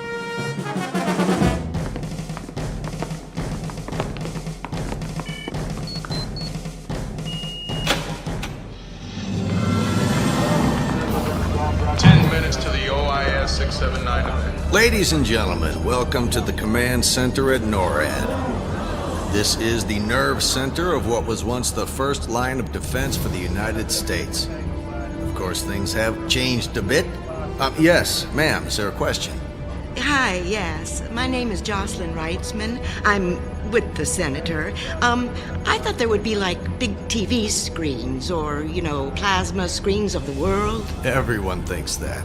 Actually, they never existed. During the Cold War, you saw much of what you see today. Men at desks looking at monitors.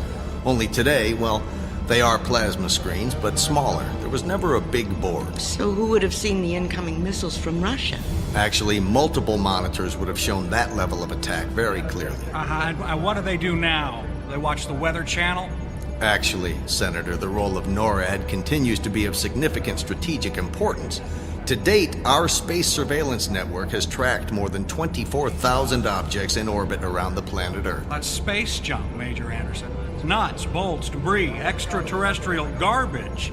You call that significant? It can be significant. We have thousands of satellites in orbit, many of them critical to national security. We need to know if they're in danger of colliding with the debris. And if a tool bag lost in space is going to collide with one of these satellites, what exactly can we do about it? Nothing, actually, except, of course, understand the nature of the event. And if some extreme group takes power in a country and launches missiles at us, is that what you'll do, Major?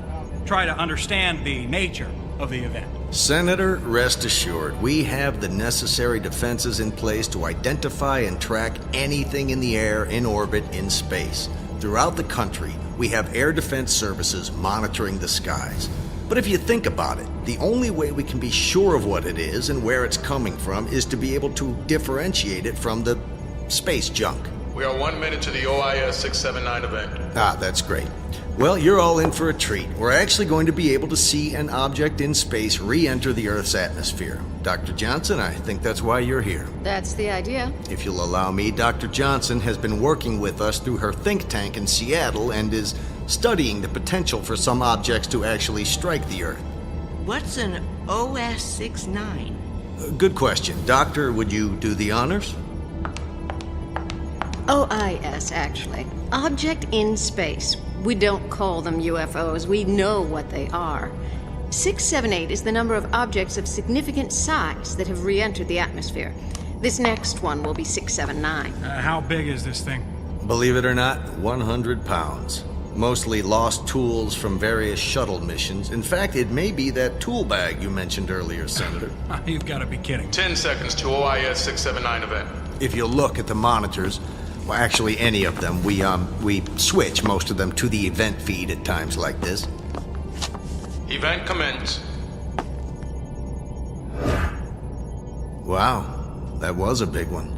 At least a .75 duration. That's it. That flash of light for a second.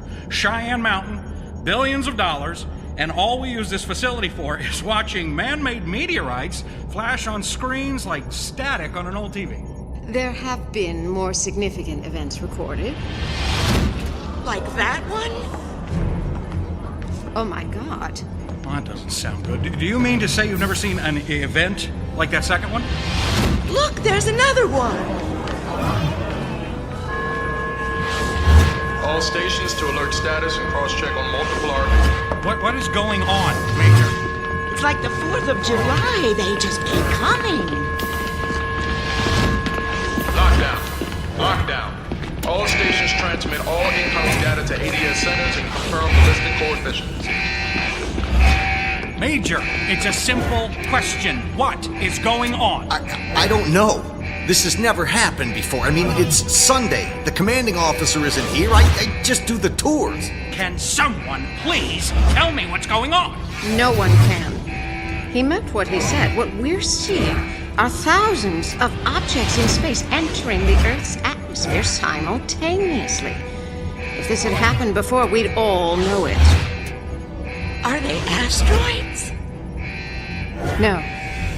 No, they're not behaving like asteroids. They're coming from perfect Kepler orbits and seem to have very specific trajectories. Like missiles? Yes, Senator, yes. Like missiles. I predicted this. Jocelyn, if I were president, this would not have happened. This is the end of all of us. This is the end of the world.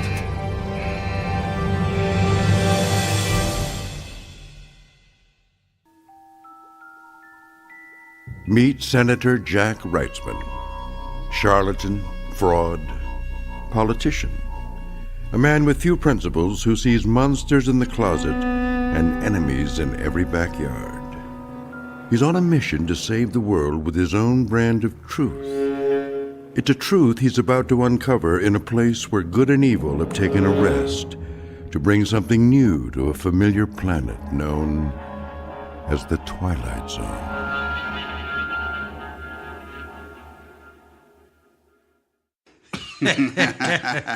So they have their tanks in these long trenches, and we just put bulldozer blades on two of our tanks and ran along the trench and buried them. We didn't fire a shot, and for all I know, those tanks are still buried out there. It was almost too easy. General, priority call for you, line 1. Yeah, easy was the word. Makes you wonder if we'll ever be able to fight a real war again. General Whitaker. General, we have incoming first strike with counterforce and counter-value targeting. 894 incoming assumed RB missiles due to strike US 48 in 15 minutes. Confirmed? Confirmed. Source? Still unknown. Proceed to DEFCON 1 and prepare preemptive countermeasures.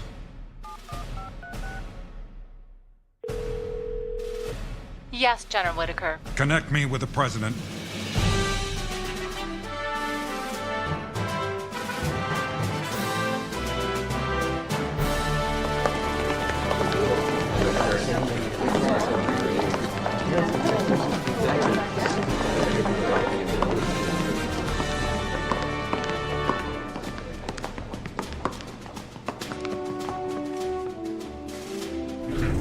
How fast does this elevator descend? Very fast, Mr. President. We'll be 1,000 feet below the White House in another 10 seconds. What do we know so far? The first U.S. impact is estimated to occur in 10 minutes.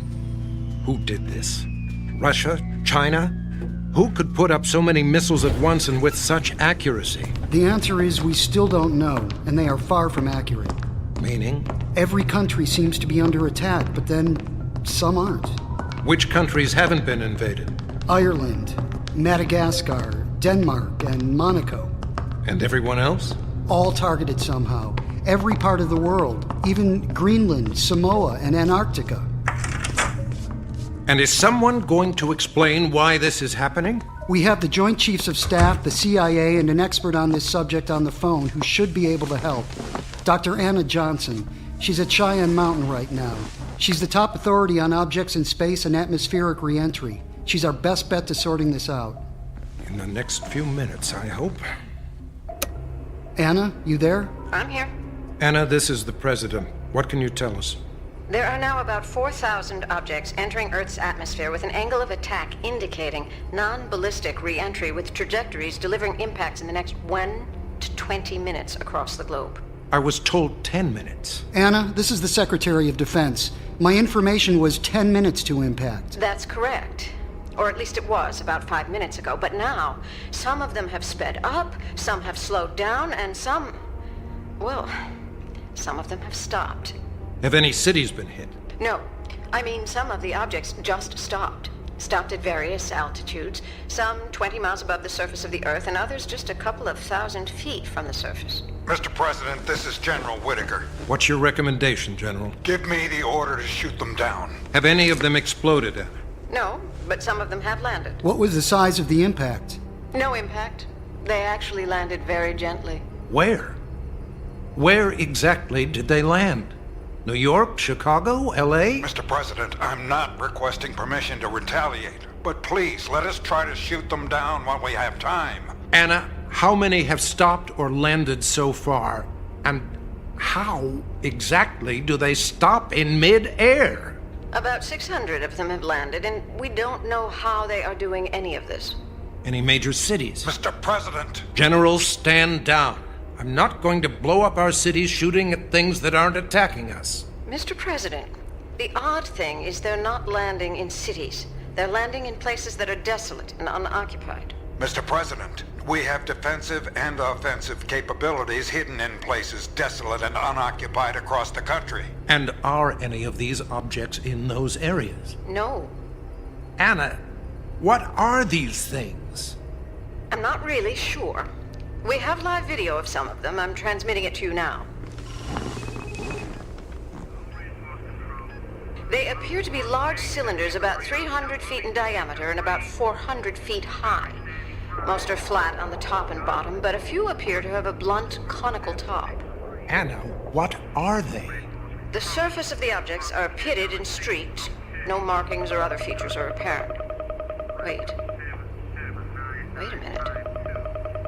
It appears all of the remaining objects we're viewing are now moving in unison toward the surface. Mr. President, this is our last chance. Where are they heading, Anna?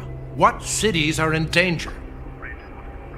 Only a small farm town. No major cities. One of them is landing in a farmer's field outside of a small town in Iowa. All the rest are landing in remote, deserted areas or in water. How many have landed now? Almost all of them. Whoa! Wait. Anna, you have to tell us what you see. Over areas of China, we're seeing significant explosions. The Chinese are trying to shoot them down. We have to join this fight, Mr. President. General, in case it hasn't occurred to you, this doesn't seem to be an attack launched by any nation on Earth. Speaking of which, Dr. Johnson, other than China, are any other nations taking defensive or offensive measures against the objects? It's hard to tell. No apparent use of nuclear weapons. Everything is in the form of conventional weapons. I don't think anyone else wants to blow themselves up. No surprise. Neither do we. General Whitaker, let's be safe. As chairman of the Joint Chiefs, get a team together fast and get some military supervision and security to every one of these objects. Do not attack without my orders. Alert FEMA. Evacuate the local civilian population as you see fit. We'll contact the diplomatic corps in case someone thinks this was our idea. Anna, have they all landed? Most. The rest are either hovering or underwater at points throughout the world. What do they want? They? John, do we have some idea where these came from? You said it yourself, sir. Anna, you're the expert. What do we have here? Without any additional evidence, I would guess this is a full-scale invasion of the planet Earth by an alien race with vastly superior intelligence and technology. Well then, let's get some more evidence and be sure. Until then, we take no chances and we take no offensive action. Look, if this is a visit from some life form from another planet, we need to know the answer to two fundamental questions. Are they good, or are they bad? I'm afraid it's one or the other, but let's be sure before we make what could be a bad situation worse. And if they attack us? General, if they attack, the order is to defend us. But only if they attack. Understood. Mr. President, if they are here for the good of mankind, I would like to be the first to welcome them. Who is that? This is a secure line. I'm sorry, it's Senator Reitzman. He's here at Cheyenne Mountain. What the? Mr. President, I'm here, and I witnessed this event as it happened. I can lead the diplomatic team that welcomes our guests. Senator, I would appreciate it if you and everyone else stayed in Cheyenne Mountain until we better understand this situation. Oh, no, you are not getting all the glory on this one. We get equal time. This is bigger than you and your party. Senator, the President is the Commander-in-Chief and you will do what you are told. Fine. But someday, I am getting out of this mountain prison, and if this thing blows up on you guys, I am telling the world that I could have been the hand that extended peace to our new neighbors. You may get your chance, Senator, but until we understand the situation better, you will remain at Cheyenne Mountain. Anna, do you see any objects headed for Washington, D.C.? No. The closest is about 100 miles away, landing in a swamp in Virginia. We're monitoring the object via satellite. Wait a minute. The swamp is drying up. The object appears to be consuming all the water. Mr. President, it's obvious what they're here to do. They want to take all our natural resources. They'll leave us a desert planet, and we'll all be dead in days. We have to act. Anna, are any of the other objects consuming water or any other resources? No, just this one. Maybe they were thirsty. And who is that? Sorry. It's the senator's wife. The room is secure now. I don't know how they got in. Dr. Johnson, I need you to go to one of these landing sites. Take whatever and whoever you need and see if you can get some answers. Understood. General Whittaker. Yes, sir. I need to hear from you immediately if these things make any offensive maneuvers. Don't fire until I give the order. I don't want to escalate this situation because a swamp or two has lost some water. And if they attack my troops? Return fire. Now, let's get to work.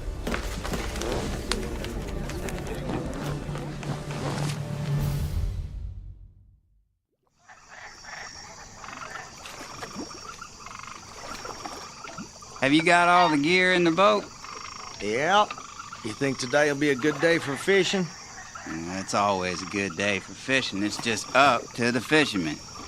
Do we got the bait? We got it all. All gassed up and ready to...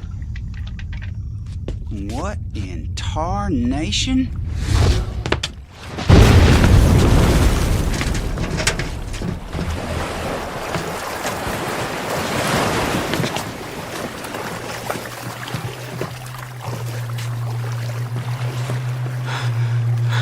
You okay, Jimmy? Yeah, I'm all right.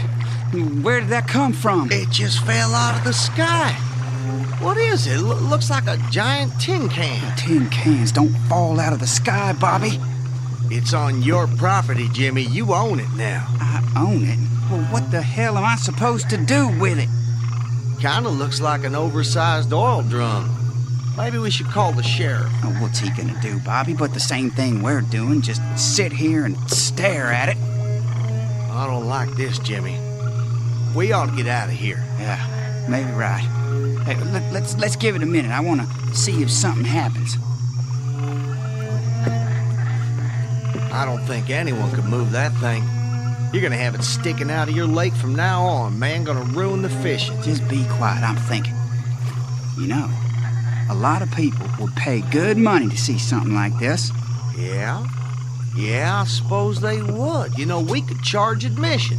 That big field on the old road, heck, you could park a few hundred cars. At $10 a head, that's a couple of grand a day. Let them take all the pictures they want, and then, hey, you know what? We could even have a concession stand. Heck, with the money we're gonna make, we'll open a restaurant. And a big deck where you can eat and look at the thing. Let's go. I want to block the road. People are gonna start showing up soon, and the money starts today. Fell right into our lap, didn't it? Yep, money from the sky. Damn, I knew it. Is that a news chopper? That'll get lots of people here. It ain't no news chopper, it's military. They're gonna make us another Roswell. Damn. It's Roswell, dummy.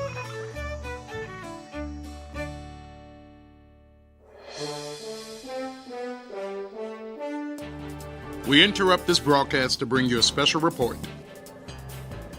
Good evening. What you are about to see may be the most incredible occurrence in the history of humanity. Across the globe, thousands of large cylindrical objects have landed on the surface of the Earth. Others are reported to be hovering over the planet's surface, and an undetermined number below the surface of the Earth's oceans, lakes, and rivers. The reaction across the globe can best be described as a mixture of shock, fear, and for some people, hope. Here with a live report is John Porterson. Thank you, Bill. I'm standing in a remote desert area of southern Utah where one of these large objects has landed in a shallow canyon. The appearance of all the objects is identical, at a height of about 40 stories, cylindrical in shape, and a diameter the size of a football field. There are no markings, windows, or doors, and so far, no sound or movement from the object. There have been reports that some of the objects are siphoning water from lakes and rivers, but that has not been confirmed.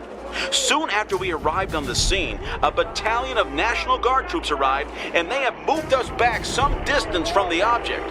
We were able to briefly approach it before troops arrived. There's a strong smell of sulfur surrounding the object, and the sides were extremely hot. The entire surface is a streaked combination of black, gray, and dirty rust. Troops continue to arrive and set up gunnery positions, which has all of us a bit nervous. John, has the military given you any information? Is this a dangerous situation, and are they expecting the use of force? The military has simply moved us back from the object. They have given us no information. As far as we can...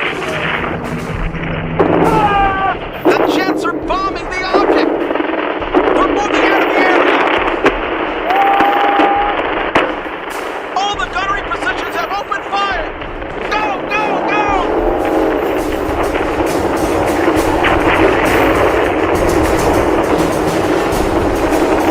There doesn't seem to be any movement or return fire from the object! We're all getting out of the...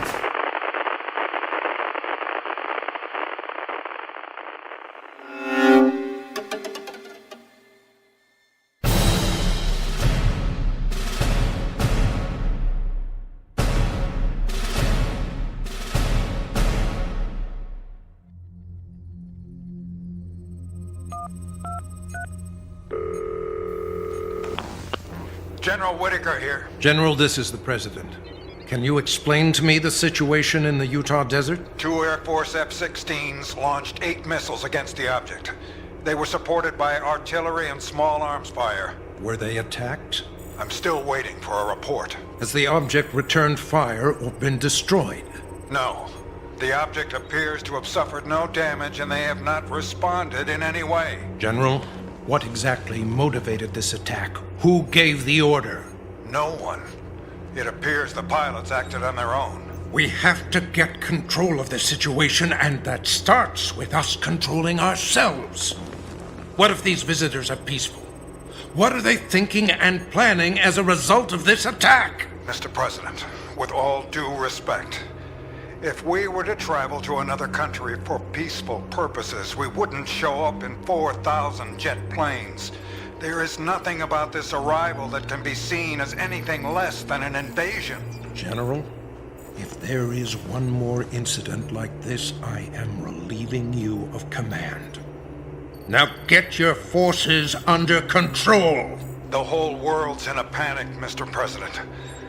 I'll do everything I can.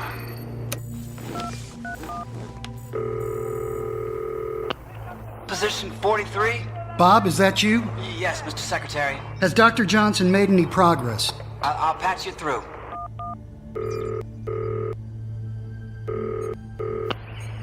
Johnson? Anna, this is the Secretary of Defense. I'm here with the President and the National Security Council. Where are you right now, and have you had any success? We're in a deep forest in northern Michigan, and we're about to make another effort to make contact. So far, radio transmissions, loudspeakers, music, and colored lights have received no response. What are you planning to do? The only thing left to do. Knock.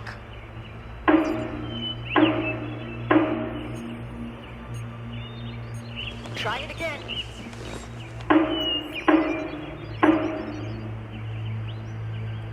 Can you hear anything? Nothing. We've connected sensors, parametric acoustic arrays, range sounding, even stethoscopes, x-rays, and radar, you name it. We've seen nothing and heard nothing. If there's anything in there, they're not responding. Is it possible these are not occupied? I mean, we send unmanned instruments into space all the time. Why wouldn't another intelligent race do the same thing? Anything's possible. What we can't understand is their purpose. We don't know why they're here or what they're doing. There are no transmissions of any kind that we can detect. No communication between the objects on the ground or the various sections suspended over the Earth and in space. Our only assumption is that the sections eventually rejoin in space and form a large cigar-shaped transport. The few sections with the conical tops are probably on either end of a long tube of sections. Are they after the water? Not just water. We have reports of minerals, water, and air being slowly collected by various objects. If I had to guess, I'd say it's an intergalactic freight train that's come to harvest various materials. So they are, in fact, after our natural resources. Is there any danger that they'll consume the atmosphere? Is that why some of the objects are hovering? That's our assumption. What's curious is there seems to be no danger. They're not collecting that much of anything. Considering their size, the most they've taken is a sample. Could it be a scouting expedition? Preparation for an invasion? Mr. Secretary, 4,000 objects? If this is preparation for an invasion, I'd hate to see the real thing. No, I think this is a peaceful, if not passive, mission. Although they may be sampling resources for future collecting. There's no way of knowing at this point. Keep trying, Doctor. We need some answers. Things are getting out of hand. What do you mean? The military. All over the world. Some countries have taken the offensive, including, I'm sorry to say, our own. An isolated incident, but an attack nonetheless. Have they retaliated? No, not once. Not even after a nuclear detonation in South Africa. Every report is the same. No damage to the objects, no retaliation or response of any kind. Then I guess we can stop knocking. If a nuclear detonation doesn't get their attention, they're not going to pay much attention to our sledgehammer. Mr. Secretary, I have an urgent call from Senator Reitzman. Anna, don't tell me he's with you. No, sir. We left him back at Cheyenne Mountain. Put him through. Mr. President? Mr. President, are you there? Can you hear me? Jack, are you okay? Is everything all right at NORAD? I am not in Cheyenne Mountain. I'm in Montana, I think. We found one of the objects. Senator, the president's orders were crystal clear. You were to stay at Cheyenne Mountain. Yeah, well, I didn't, and the world will thank me for it someday. Jack, are you alone? No, my wife is here, and a lieutenant who I ordered to fly us here in his chopper. We need cameras. Mr. President, the news media, the world has to see this. Senator, the world has been staring at pictures of these objects for almost 2 days now. Believe me, yours is no different. Well, that is where you're wrong. This one is different. This one is different because I am here. And I did it. I'm the one who did it. And what exactly did you do, Senator? Exactly what I said I would do. I made contact.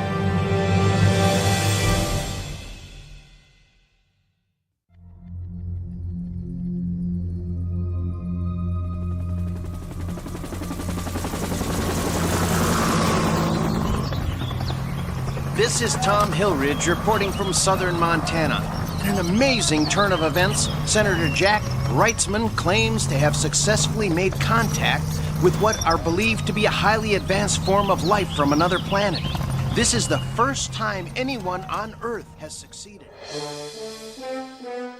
Accompanied by his wife, Jocelyn, the senator will read a statement he has prepared to reassure the visitors that we can coexist in peace and mutual trade.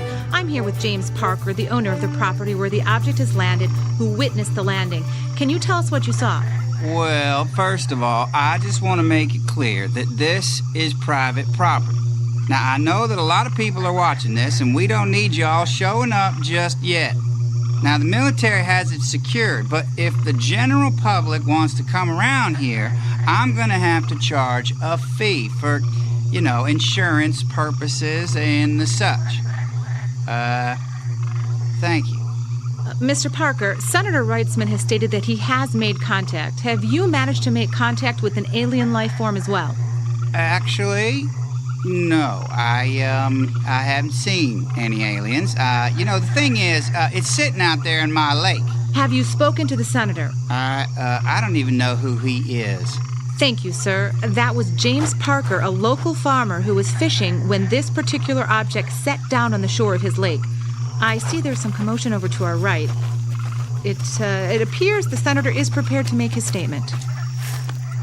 After failing to win his party's nomination for president in the last election, the four-term senator has been a harsh critic of the president and has promised to reveal a government cover-up of the contact that has already been established with the aliens. Good God, has he lost his mind?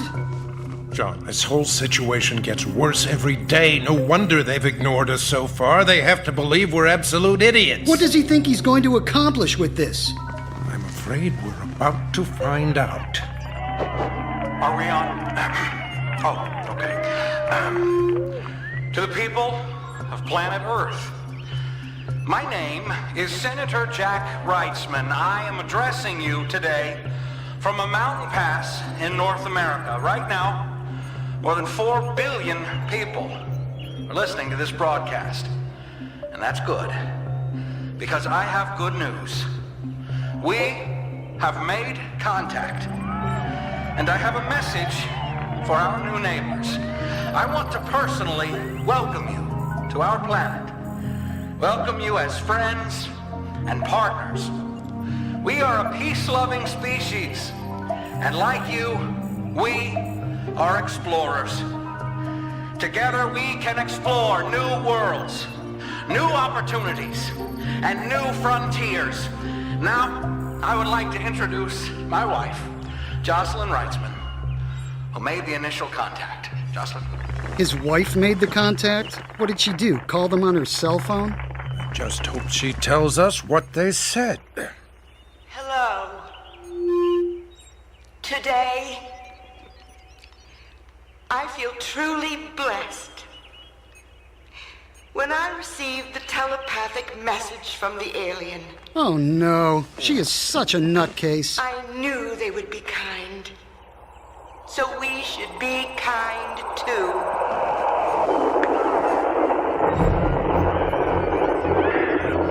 Are you getting that? Are you getting that? The ship is leaving. The entire thing is rising into the air.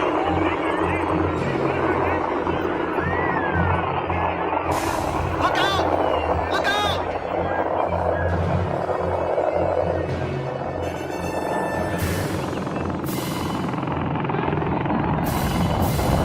This is Tom Hillridge reporting. The object that has occupied this spot in the Rocky Mountains for the last 3 days has taken off and is rising high into the atmosphere. All that's left is a deep impression in the ground. It was pandemonium here for a moment, but people are settling down and most are watching the object rise into the sky and wait a minute, on the horizon I can see another object rising up as well. Wow, what's that? Yes, I see it. To the east of us, there's another object rising at a greater distance. Senator, do you think they heard you? Did they get the message? Not only did they get the message, but I'm convinced that it's what they came to hear. That's why they're leaving. That is what they wanted, and I delivered.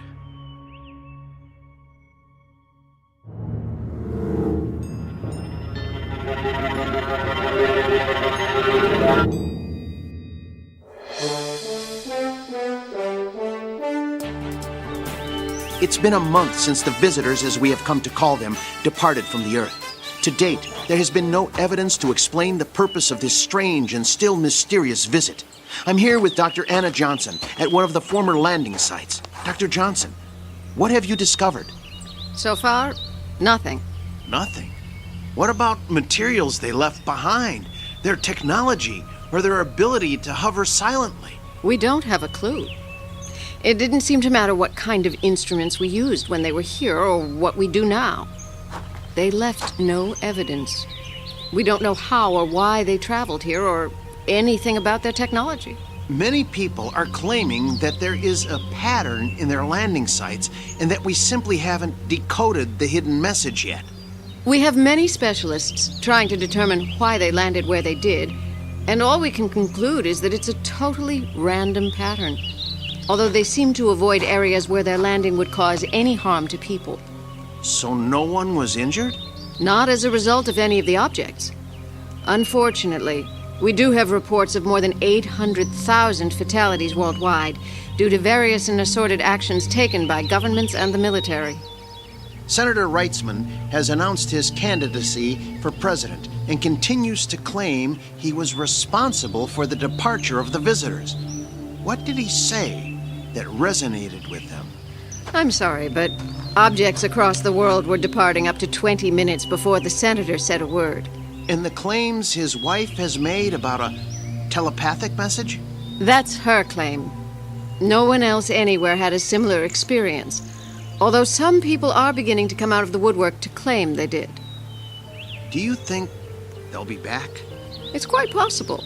I mean, they obviously know where we are. And which will it be? Invasion or new alliance? Quite frankly, I'd settle for either one. Unfortunately, I think if they do return, we're in for more of the same. Which is? Nothing. They didn't even seem to care that we existed. To put it bluntly, they came, they saw, they left.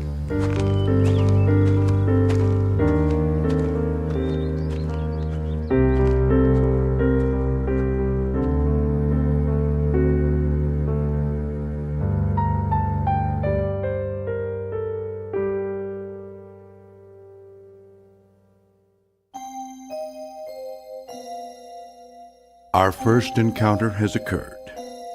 An uninvited visit that the whole world was witness to. A desperate world looking for answers and a message. This time the message was clear, and we delivered it to ourselves somewhere between cold indifference, foolish pride, and the raw rage of animal instinct. Will they return? Will they give us the answers we need? Probably not.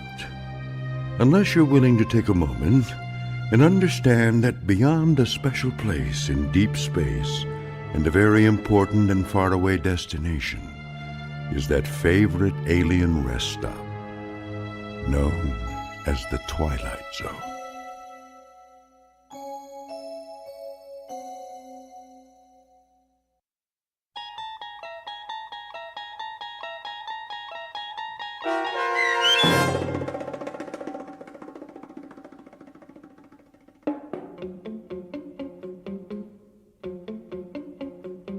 Rest Stop, starring Brandon Eales with Stacy Keach as your narrator, was written for The Twilight Zone by Steve Newby.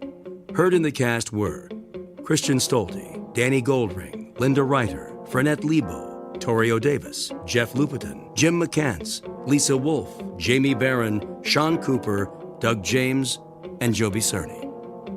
The producers of The Twilight Zone wish to thank CBS Enterprises and the Rod Serling Estate for making this series possible. This copyrighted radio series is produced and directed by Carl Amari for Falcon Picture Group. Sound design, custom Foley effects, recording, and editing are produced in the Cerny American Sound to Picture Theater by sound designers Craig Lee, Bob Benson, and Tim Cerny. Music for The Twilight Zone is provided by CBS and American Music Incorporated, New York. To learn more about the Twilight Zone radio dramas and to download episodes, including 6 free episodes on our homepage, visit our official website at twilightzoneradio.com. Doug James speaking.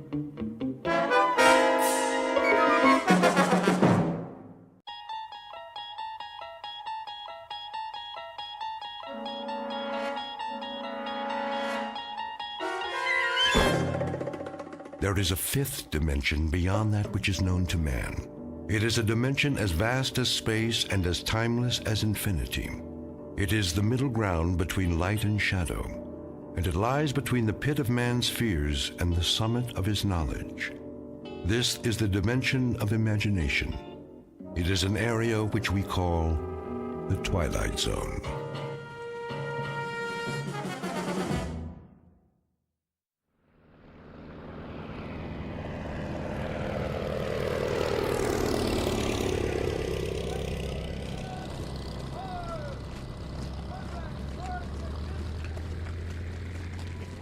So it's goodbye again. Yes. We should be used to goodbyes by now. You'd think, wouldn't you? You know, I used to think when I was a little boy back in America. You used to think what, Tony? Oh, it doesn't matter. Of course it does. I love to hear you talk about when you were a little boy. But you know something funny? Well, I'm jealous. Jealous? Jealous of what? I'm jealous of those years. I'm jealous that you grew up and I didn't get to know you because we hadn't met. So many years. And I think now, what a waste that we didn't know one another then. We had time once, didn't we? All the time we needed. But not now. Now there is no time, Tony. Now there is only time for goodbyes. Now people fly by so fast, you want to call out to them. And then it's too late. They've gone. They've disappeared. It's time to take off, Lieutenant. The Luftwaffe is coming. I'm on my way. But, sir, the troops are moving out. Thank you, Private. Oh, my darling. Tony, sweetheart. Now, You must go. you must go. I know. Don't cry. No time for tears. I have a Memory memory of you of you for my eyes. and a thought, Thought of you to hold in my mind. for my mind. As do I. And I The have touch of you. for all of me. Oh, my darling. I won't forget you. Not forever and a day. and a day.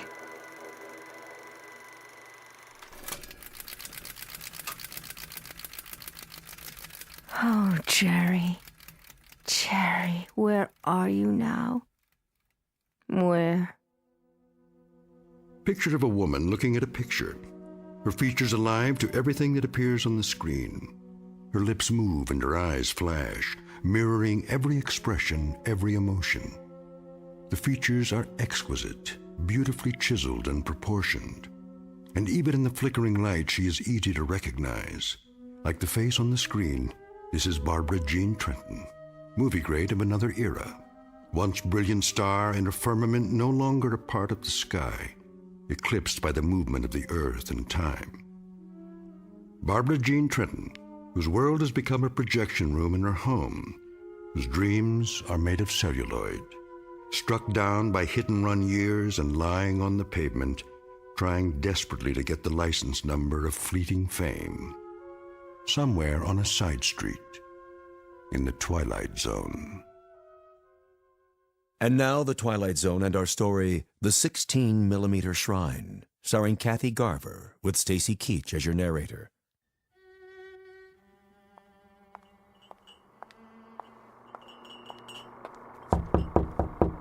Miss Trenton?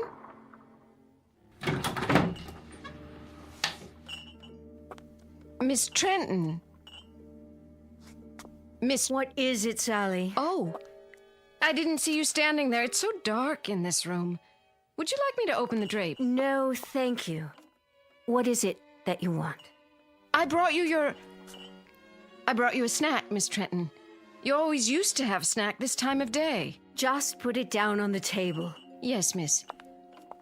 If you don't mind my saying so, you really should have something to eat. I do mind. That will be all, Sally. Yes, Miss Trenton. I'll be going now. You do that. Will you be wanting lunch this afternoon? I'll be glad to make you a I'll nice... let you know. Very well, miss.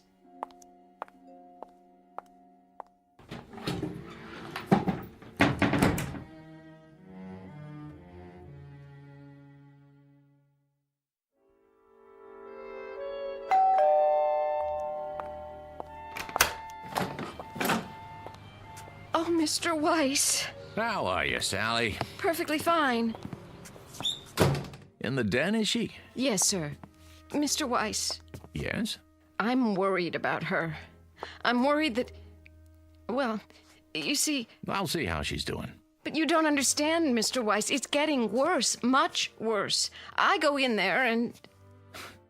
And? There have been times when I've gone in and I could almost swear that... What could you swear to, Sally? That sometimes she...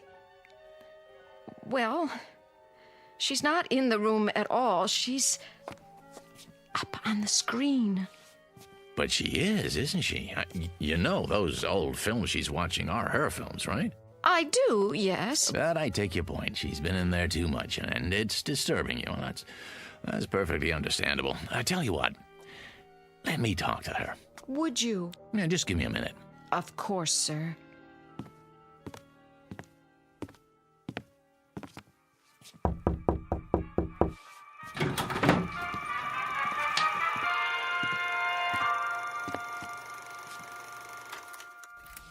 Barb, Fix yourself a drink, Danny.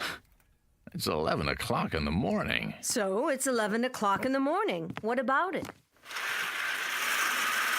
It's 11 in the morning and the sun is out, see? Oh, why did you have to do that? It's a beautiful day in Beverly Hills. There's no smog, it's 84 degrees, and it's lovely out there. What would I do without your daily meteorological reports? The question is, what do you do with them? You sit here in this air-conditioned cave, showing one picture after another. Why? Haven't you seen them enough times? Let's skip that. Barbie, no good, honey. What isn't? None of this is any good. If you won't fix yourself a drink, then sit down and be quiet. You have a habit of looking poised, ready to spring. What was the picture? 2 of them. Farewell without tears. Now, let's see. 26 years ago, co-starring Jerry Herndon. Of course, co-starring Jerry. He was my favorite leading man. And then, A Night in Paris. 25 years ago. I know it was 25 years. Are you Father Time now? Barbie. Danny, should I have failed to make mention of this before? I hate clinical tiptoeing. If you don't like what I do, don't knock it. I have to knock what you do, and I have to get clinical when I see you enclose yourself in this room and stop the clock. You said things back 15, 20, 25 years. You turn your back on today, and you do this every day. Let me tell you something, honey. That's sick. That's real sick. Is that all? No, it isn't all. I got some news to deliver. What now? I set up an appointment for you over at International. You did? At International? Mm-hmm. When? Today. Heart? Sounds like a good one. Is Marty Saul still running the studio? Sure is. Too bad. I never got along with Marty. Yeah, I remember. But he's older now. I think you'll find he's mellowed. He said I was the most temperamental star he'd ever worked with. Now, why would he say a thing like that? Danny, you know something. You're a nice guy. A very nice guy. A loyal friend and a good agent after all. And I guess in my own devious, selfish way, I happen to be very much in love with you. Wait. Calm down now, Barbie. Oh, I hope it's a musical. I'd love to dance again. Or a juicy romantic role, like the scenes I watched this morning with Jerry Herndon.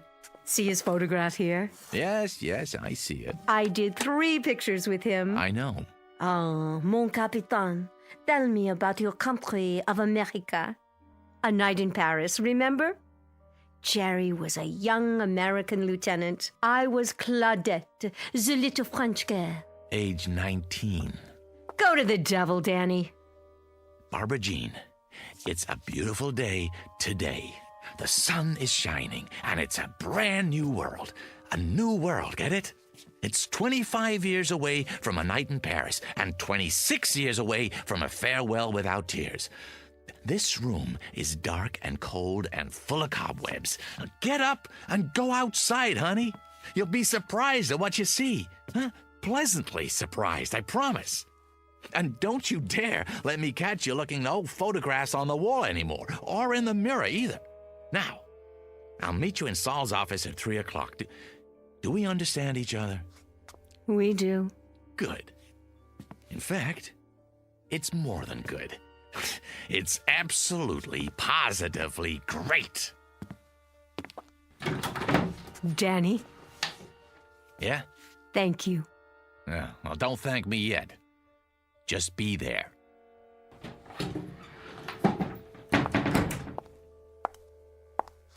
Mirror, mirror on the wall, am I still the fairest of them all?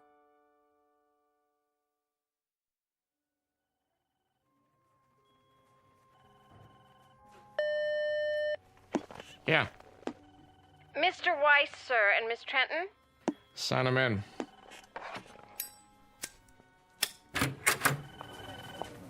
Marty, there you are. Good to see you, Barbara. You're looking... What, Marty? Spectacular? Yeah, something like that. Don't be afraid to say it. Any woman appreciates a compliment, as long as it's sincere. New dress, huh? New hat. Flowers, even. Veil. The whole schmear. You going somewhere? Why, no, Marty. It's all for you.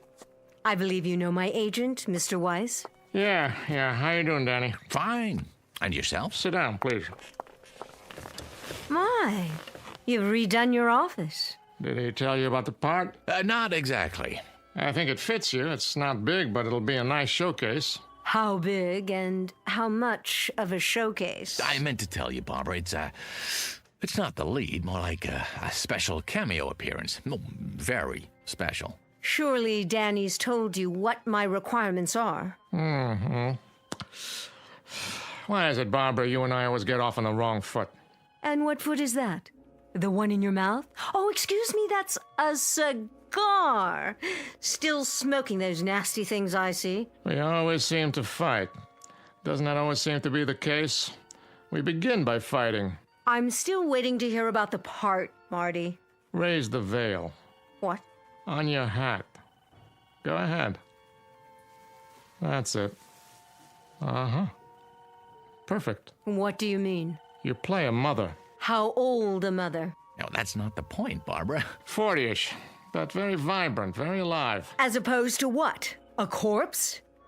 I don't play mothers, Mr. Saul. I never have, and I'm not about to start now. I also don't take bit roles, even if you call them cameos. You should know that. You'll forgive me, my dear, but I didn't realize you were still so particular. Well, now you do.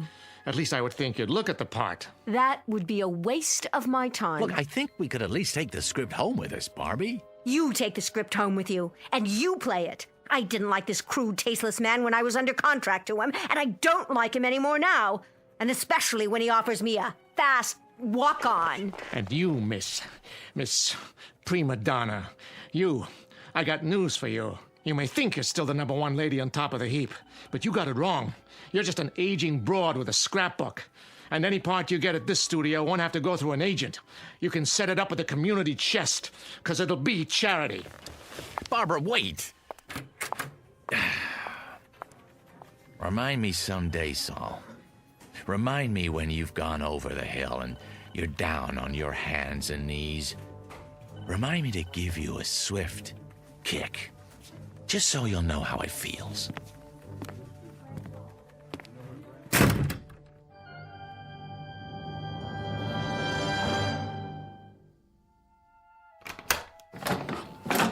Oh, Miss Trenton.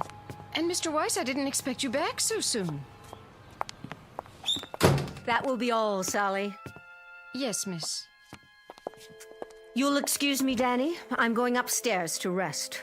Well, don't you think we have a couple of things to talk about? Not now. I'm feeling tired. Barbie! What? You're right about him, Barbie. He's a tasteless man. He's got a mean temper and a dirty little mouth. You shouldn't pay any attention to him. Are you talking about Saul? Saul doesn't exist. That studio doesn't exist. Not anymore. Not the way it is now. Exactly. There are other studios. I'm talking about all of them. This is the world, Dan, right here. From now on, I keep the doors locked with drapes over the windows. I don't want any of the outside coming in. Not the Marty Sauls or the movies without sentiment or those teenaged actors on television or rap music or any of it. Barbie, whether you like it or not, that's the way it is. That's the way things are. What can you do, Barb? Shut your eyes? Say it doesn't exist because you can't see it? It doesn't have to exist. If I shut my eyes, it disappears. Yes, it does. I can wish it away. But that doesn't make sense. It makes sense to me. Perfect sense. And you know what else makes sense? As of right now, as of this minute, this is the old Hollywood, with all the charm and romance, with all the glamour. It's a carefree world again, Danny, just like before, in this house. Barbie, none of that's true. It's nostalgic and nice, but it's not true. Are you listening to me? It's phony. Well, if I wish hard enough, it won't be phony. If I wish hard enough, Danny. Barbara, please. I'll give a party. Yes. Tell all of my friends, Danny. Tell them. Tell Paul Nader and Jerry Herndon and Steve Black. Oh, now there's a man for you. Tell them I'm still at the same address. And tell... Barbie! Paul Nader's been dead for 5 years. Jerry Herndon lives in Chicago. Steve Black hasn't been around for 15 years. And if I could get to them, if I could, what kind of party can I invite them to here? Barbie, this is a graveyard you're creating, a mausoleum. Understand? You're wishing for things that are dead. We'll see about that. We'll see about that.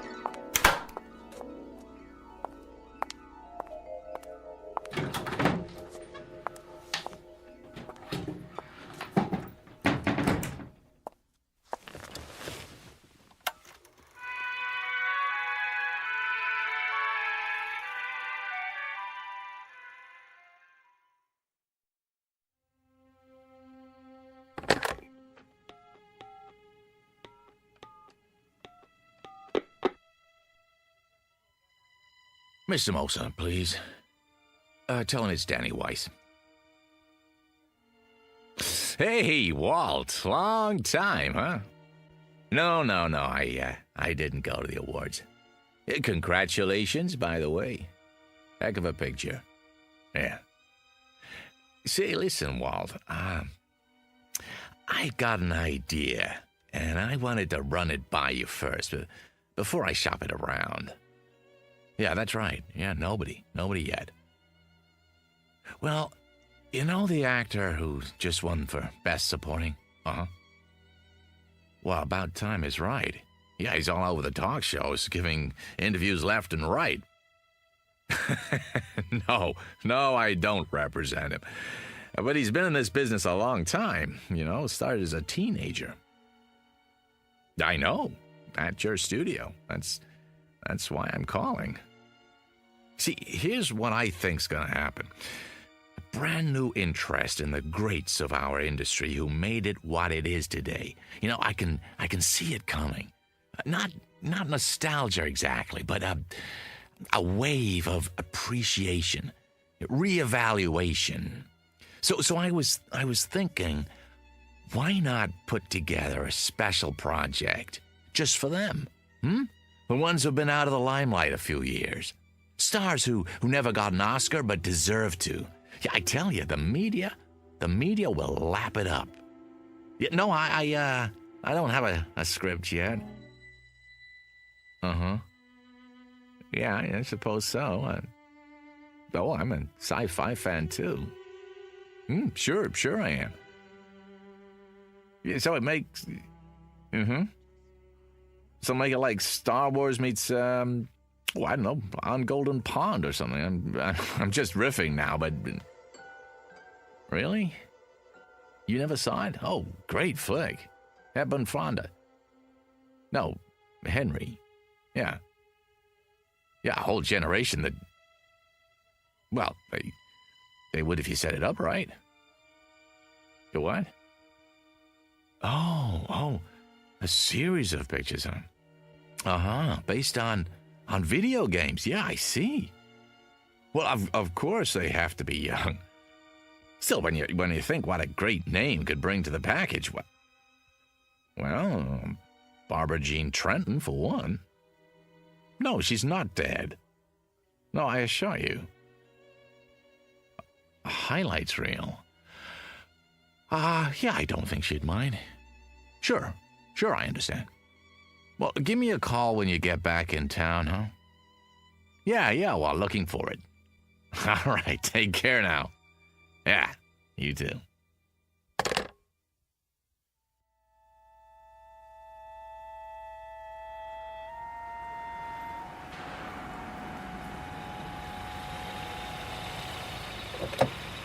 Hello, Mr. Weiss. Hello, Billy. Once again, huh? Park it nearby, would you? Won't be long. Yes, sir.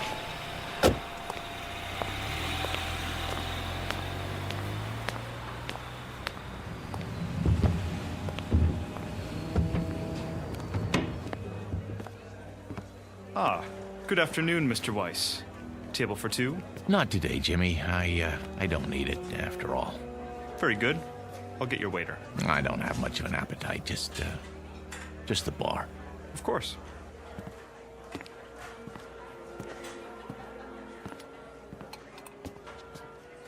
Hey, hi there, Mr. Weiss. Where's where's who, Rich?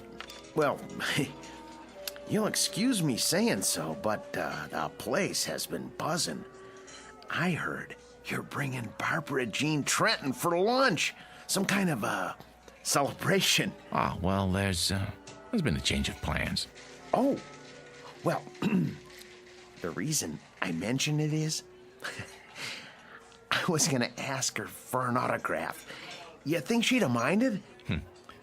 I'll bring you an autographed 8x10. How's that? Would you? Oh, that'd be great. Just a scotch and water for now, Rich. Coming up. Make it a double, will you? Sure, no problem. Mr. Herndon, telephone call for Mr. Herndon. Mr. Herndon?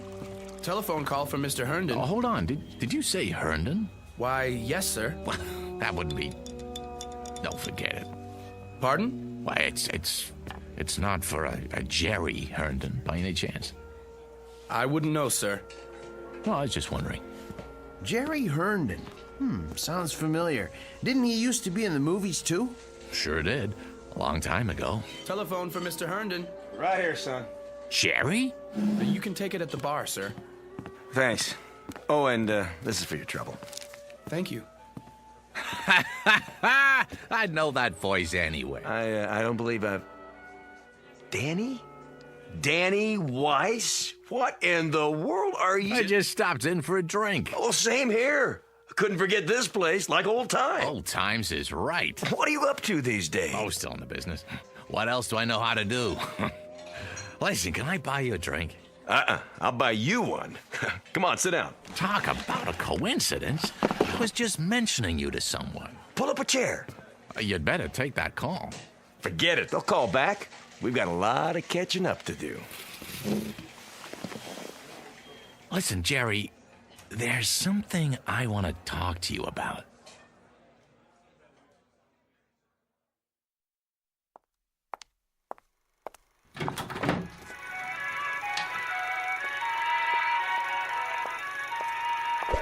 Oh, who's there?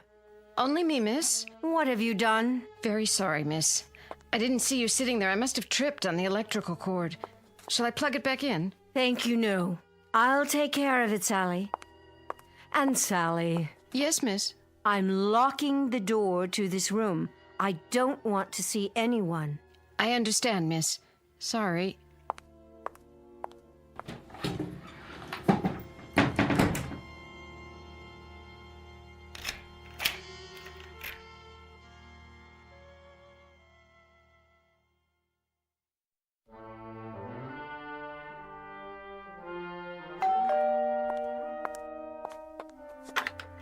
Yes?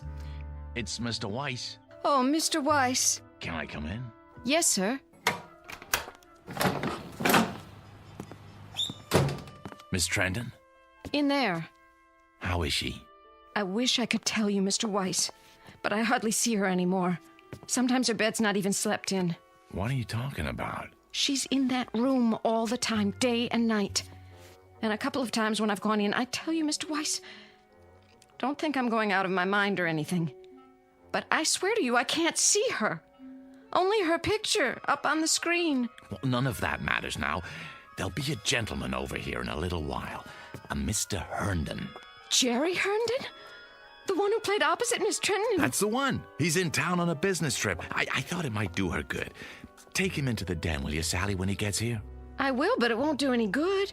She won't see him. I wouldn't be too sure. She won't. She doesn't talk to anyone, not even the phone. Just stays in that room looking at her old movies, running them over and over. I'm worried about her, Mr. Weiss. You don't know how worried. I'll go in and talk to her. Now, Mr. Herndon should be here any minute.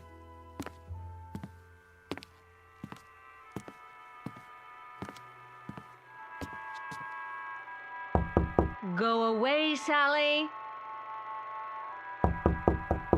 I said go away. I don't want anything, and I don't want to see anyone. Barbie, it's me, Danny. Now, please let me in. Why should I? Please, Barbie, I got something to tell you.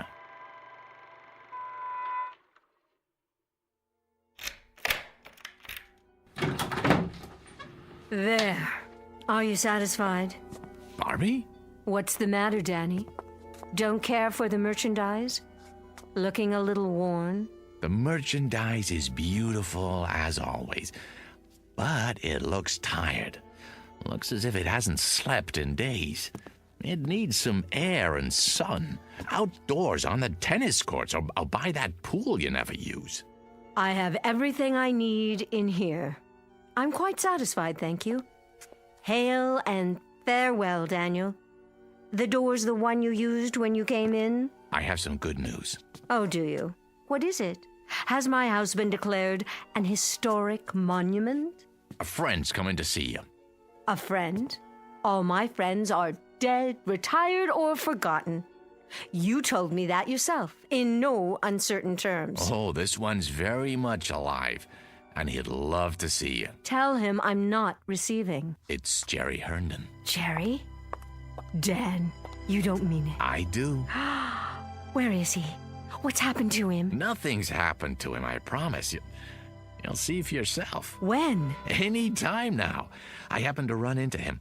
I swear, by pure chance. He asked about you, wanted to know if he could see you. I took the liberty. Oh, you're such a dear. You've done well, Danny. Very well. Oh, by the way I look, no makeup and these clothes. When's he coming? I have to dress. I think he'll like you just fine if you're wearing sackcloth. But if it makes you feel better, go ahead. Stall for me. I need at least a few minutes. Oh, show him to the living room. Oh, Jerry. Jerry, after all this time.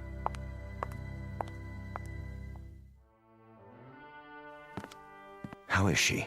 Really? I'm so sorry I haven't kept in touch. She's still Barbara, same zest for life, same charm. Why, we just had a meeting at the old studio. Yeah, the day I ran into you, matter of fact. Oh, not that same terrible head of production, I hope. Yep, Marty Saul in the flesh. He's running the whole place now. And he hasn't changed one bit. Same chip on his shoulder. No kidding. Jerry, truth is, she's not well. Nothing serious, I hope. She'll pull out of it, I'm sure, but make a fuss over her if you would. Tell her how wonderful she looks. It would mean a great deal to her, Jerry, and you can help, and that's something she needs right now. Well, sure, Dan. I'll do my best. Danny? Yeah, in here, Barbie. I heard you'd invited someone for a visit. Let me guess. Could it be... Hello, Barbara Jean. Who's... Jerry? Oh, no, but this can't be Jerry. Are you playing a trick on me again, Danny? Is that it? Been a long time, huh? A lot of water over the dam. Oh, well, yes. Jerry's just in town for a few days on business. I see. You're looking downright lovely, if I do say so. Isn't it odd the way we picture people as they were, never as they are? You haven't changed, Barbara Jean. Hardly at all. Well, I thought you'd be here on a white horse or in an officer's uniform. Why, isn't that silly of me? I thought you'd be as I remembered you, Jerry. A young man. I was. 20, 30 years ago. And do you know I had a crazy idea? That we might even do a picture together again. Not much chance of that. He's not an actor anymore. No, I gave that up a long time ago. Went down the drain, along with my youth. You don't act anymore? What do you do? It's not so bad. I run a chain of supermarkets outside of Chicago. A chain of supermarkets? In Chicago? I'm doing really well, in fact. More than I ever made in the picture business. You're joking. No, you're not. You're not joking at all. Barbie. See this photograph? This is the one I expected. This is the one I wanted to come see me, with that darling little mustache. Well, I've still got one, only it's gone white like the rest of my hair. So you have. But you're not the one in the photograph, are you? He's dead. He's dead, like all the others. Barbie, honey. Go away, please. Both of you. Will you just go away? It was very nice to see you. Goodbye, Barbara. Goodbye, my dear. Take good care.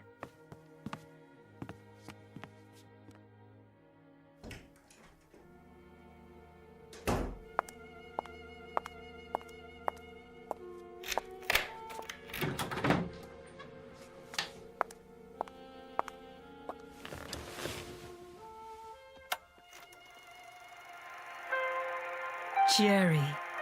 There you are, Jerry. How well you look. How young. How wonderfully young. There was an old man here a while ago. A tired, worn-out old man. And he said he was you. Can you believe it? Oh, Jerry. Jerry, I wish I could be where you are. I so wish I could, Jerry. Oh, how I wish.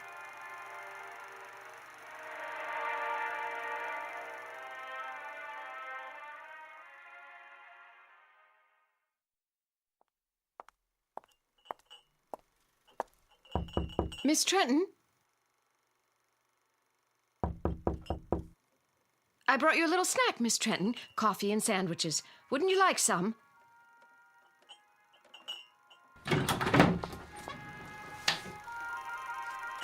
Miss Trenton, where are you? Jerry? Jerry, wait for me! I'm afraid this is goodbye, Sally. No! Goodbye!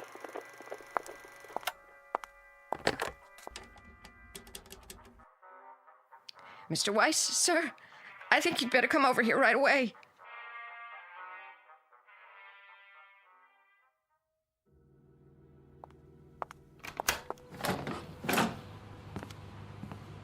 What is it, Sally? You'd best see for yourself.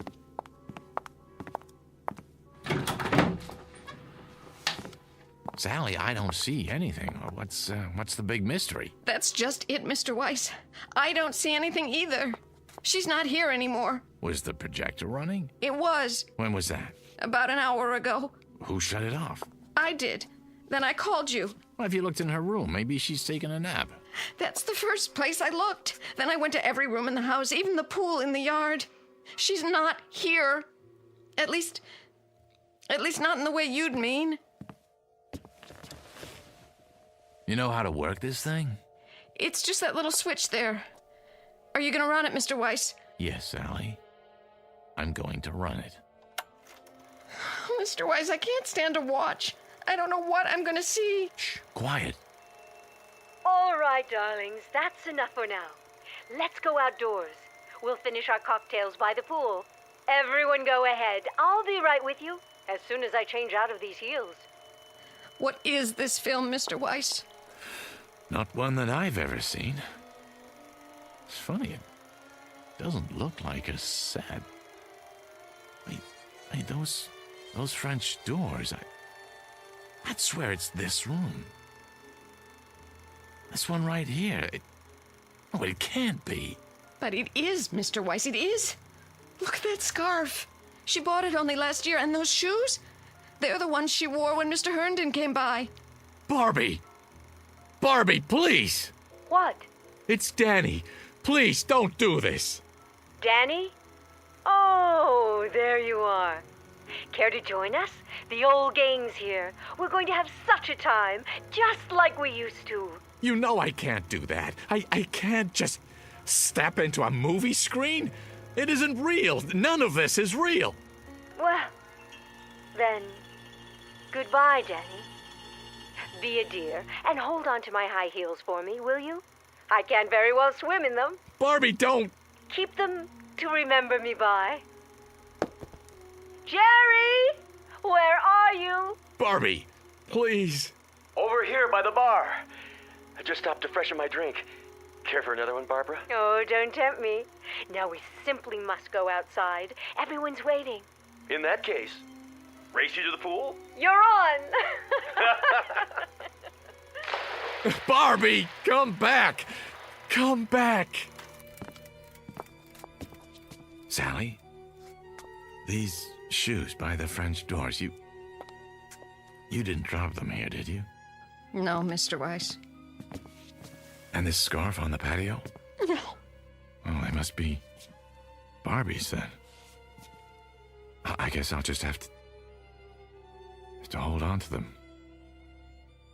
In case she comes back. Oh, Mr. Weiss, what are we going to do now? Well, the only thing we can do. Wait. Meanwhile, here's a toast to you, Barbie. And to wishes. To the ones that come true.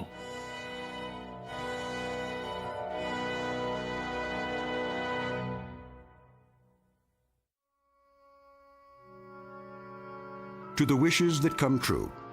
To the strange, mystic strength of the human animal, who walks that thin line between reality and the shadows and can sometimes make one merge with the other. To Miss Barbara Jean Trenton, movie queen of another era, and no longer of this one. May her star shine brightly in the Twilight Zone.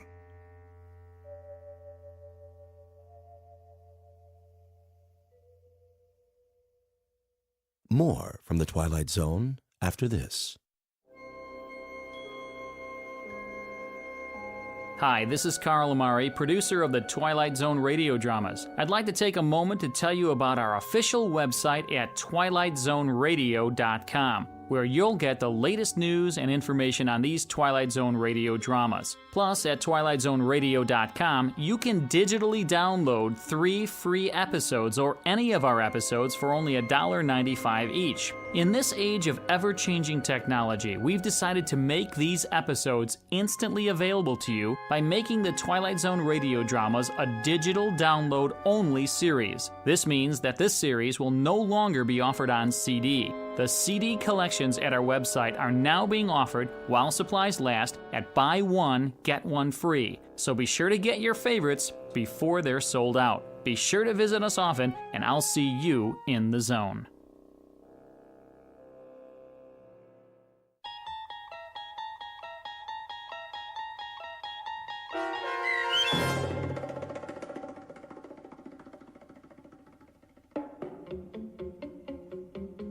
The 16mm Shrine starring Kathy Garver with Stacy Keach as your narrator was adapted for radio by Dennis Etchison and written for The Twilight Zone by Rod Serling. Heard in the cast were Christian Stolte, David Darlow, Fernette Lebo, Doug James, Roger Wolski, and Carl Amari. This copyrighted radio series is produced and directed by Carl Amari for Falcon Picture Group and Westwood One. Sound design and custom Foley effects for The Twilight Zone by Cerny American creatives Bob Benson, Craig Lee, Matt Sorrow, Tim Cerny, and Todd Beyer. To learn more about the Twilight Zone radio dramas and to contact us, visit our official website at twilightzoneradio.com. Doug James speaking.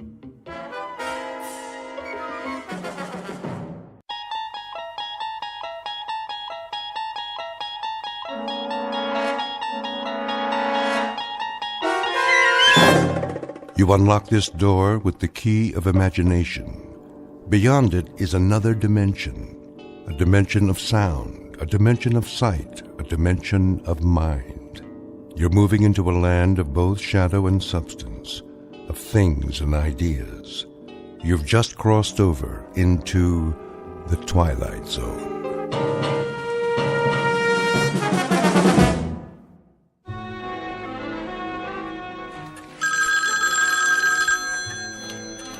Roswell G. Flemington Model Ship Company. I'll check. Please hold. Did we fill the Benson order yet? Benson? I just packed it. Scale model steamship complete with working boiler and drive propellers. It's going out today. COD. Mr. Benson, your ship's been shipped. Mailed. You should get it by the end of the week. That's right. You're welcome. Lloyd, where's the ledger from last quarter? On the top bookshelf. Why'd you put it all the way up there by the ceiling? I didn't. Flemington did. Oh, then let's move the ladder so I can get up the flying jib or whatever he calls the wall beam. The mast. The captain insists it's the mast. Now don't you go nautical on me, Lloyd. Oh, I'm not. I wouldn't, believe me. Strictly his terminology. Well, I say it's a bookshelf, and I say it's a pain in the neck. The Roswell G. Oh, hello, Mrs. Flemington. Yes, Mr. Flemington is in, but he's taking his mid-morning nap. In his quarters. I mean his office. Yeah, that's right, with his phone unplugged. Would you care to leave a message? Okay, I see. I'll tell him. Here it comes! Oh, cover your ears, boys! Let's get with it, Conklin! A tight office is a happy office. Idle hands make for an unproductive poop deck. Yes, sir. What are you doing, Miss Abernathy? Just putting on my lipstick, sir. That is, Captain. Belay that! Extraneous activity is nothing more nor less than sloppy seamanship, in a manner of speaking.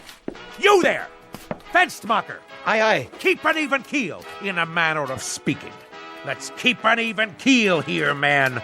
To all of you, bear in mind that we must, all of us, go aft, climb up the old mast, in a manner of speaking, and set our sights on a distant horizon. Got it, sir. A tight ship, a happy ship. Damn the torpedoes of competition. And full speed ahead. Aye, aye, Captain.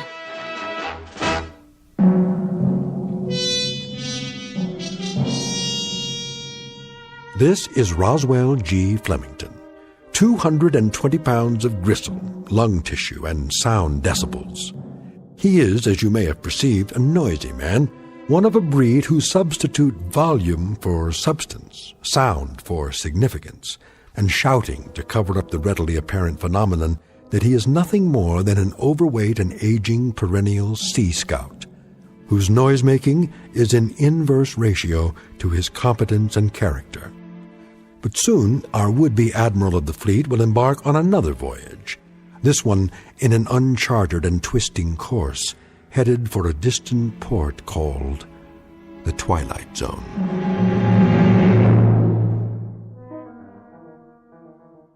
And now, The Twilight Zone and our story, Sounds and Silences, starring Richard Kind, with Stacy Keach as your narrator.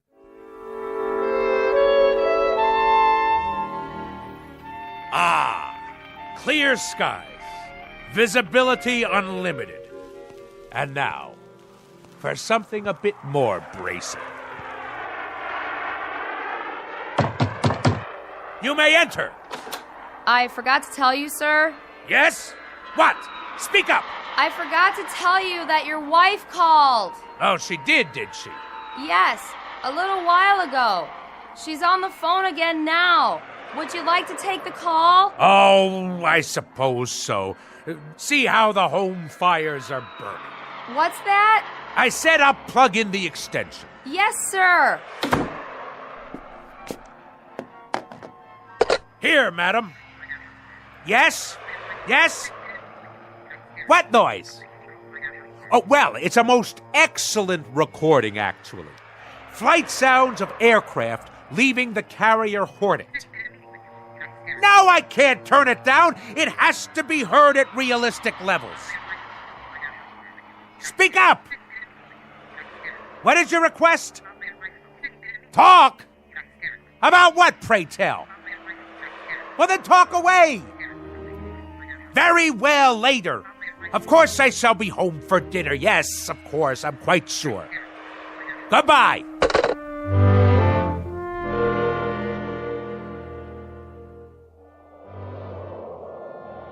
Naval aircraft, I presume. Someone should fire a volley at his starboard side. Ugh, No shooting, please. My ears are ringing already. If you ask me, I'd say Captain Bligh is a few hours away from a mutiny. He'll have to walk the plank. Old fat boy? Where would you find a plank big enough to hold him?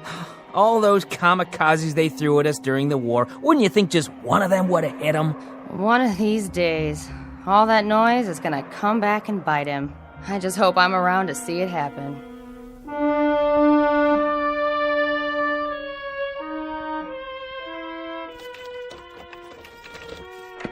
All ashore! I'm home! Ah, Navy rum. To be followed later by a full measure of grog. But first, some easy listening on the stereo. Which album shall it be tonight?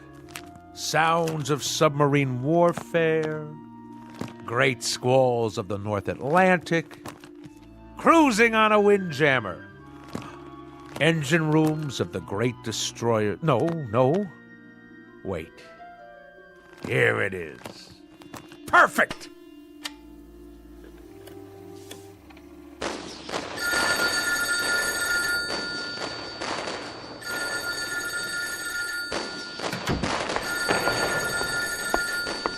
Yes? What's that? Can you speak a little louder? What? Roswell? Roswell! Hello, dear! Could you turn that down just a little bit? I beg pardon? I say, I can't hear a thing on the telephone. You know what that is, my dear? It's a collector's item. This is an actual recording of the battleship Missouri bombing Okinawa. That may be, Roswell, but I can't hear who's on the phone. Ah! Lay on, gentlemen! Let 'em know what's what.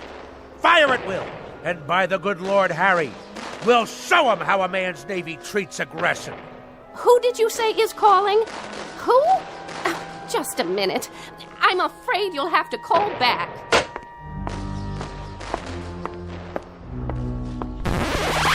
Woman! What have you done? Called a truce in the Pacific. You've ruined the record. That, madam, constitutes an act of utter abomination and the most callous vandalism. I would remind you... I would remind you that I live in this house, too. That there were only 100 such recordings pressed for the collector's market, as rare can be. Well, now there are only 99. Absolutely irreplaceable. What you have just done is an act of wanton desecration, not unlike the defacing of John Paul Jones's statue. What are you, madam? Some kind of crazed peace fanatic? Roswell, we've had this out before. I'm not the fanatic around here. I must say, your meaning eludes me. Perhaps I should use semaphore signals. This insistence on blaring noises and running a household like it was a destroyer escort on convoy duty. This combination has now become quite impossible. Nonsense! That's why we have to talk. We are talking! And if I read you correctly, you have grown intolerant of my ways. In point of fact, you hold my very business in contempt. Not your business. You. The way you run your business and this ship-shape home. Ah, so you disapprove of the nautical decor. I'll have you know that every item is of enormous value. Enormous! From the ship's wheel at the helm. It's not a helm, Roswell. It's a living room. To the sails and riggings. They're curtains made out of canvas according to your orders. Old canvas. To the life preservers on the walls. All obtained at great expense. With profits from the self-same company that has kept you in good stead for so many years. Well, I can't live with it anymore. How's that? Oh, knock it off, Roswell. Stand down, madam. You're a noisy, insufferable clown, but you're not stupid. I have had it up to here, and my ears have had it, and my stomach lining has had it, and whatever part of the brain that keeps a person balanced, that's had it too. In short, I have had it. I'm leaving. By the good Lord Harry. Departing a sinking ship, you might say. And don't tell me how sudden this is, because as you well know, we have been en route to this point for the last 20 years. I can't bear to be at sea any longer. I am totally and absolutely astounded. Are you now? I am indeed. My own wife, and after 20 years. 20 years ago, I was not taken in marriage. I was piped aboard. And after 20 years, the piping has become shrill and unbearable. It has destroyed me, my nerves, and my sanity. So, at this point, Roswell, I'm leaving, in a manner of speaking, the ship's company. So, you're deserting me? In a manner of speaking, Roswell, you said it. Lydia! Lydia, don't you lock me out of our own bedroom! It wasn't locked, Roswell. It may interest you to know, madam. Don't shake your finger at me. That when I was a young chap, a mere cabin boy, you might say, I had a mother who insisted that she was perpetually ill. A whiny, petulant, complaining woman similar to yourself. Oh, this is too much! And when I would come home from school, she made me walk tiptoe and whisper in her presence. Whisper, whisper, whisper, whisper. Do you know that in our house we never had any cookies? Just soft fudge brownies, because they made less noise when you chewed them. Eat your brownie and then run upstairs, change your clothes, but keep it quiet. And I tell you, madam, I took quite enough of it. That is why I went to sea. And that is why I've spent my life in the very wholesome, healthy, quite understandable pursuit of the free and the unfettered. Strip off the cotton and the insulation, and let the sounds of the earth come in. And so now I am owner, manager, chairman of the board, and president of the Roswell G. Flemington Model Ship Company. Second to none in the field. Whose motto is, damn the torpedoes, full steam ahead for fun and profits. I know the company, I know the president, I know the motto. And I respond, Mr. Roswell G. Flemington, with the following nautical phrase, which I have now taken to heart and will proceed to implement. The phrase is, lay aft and dump the garbage. So, in a manner of speaking, consider yourself dumped.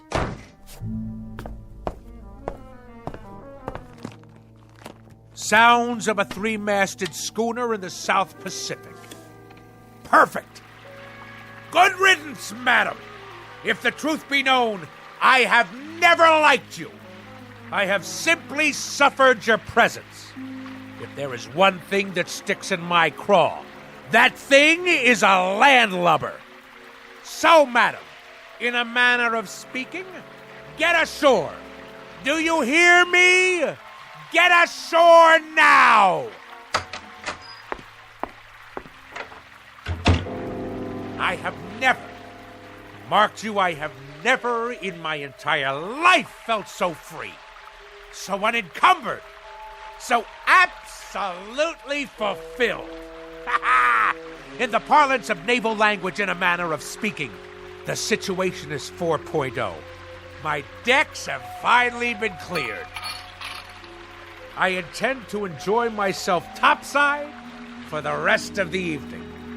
And at precisely 10 bells, I shall retire to my sleeping quarters. But until then, this is my watch. At long last, I can see to the far horizon. And a life of wonderful, delightful noise. Now, where's my karaoke machine? Anchors away, my lad! Anchors away!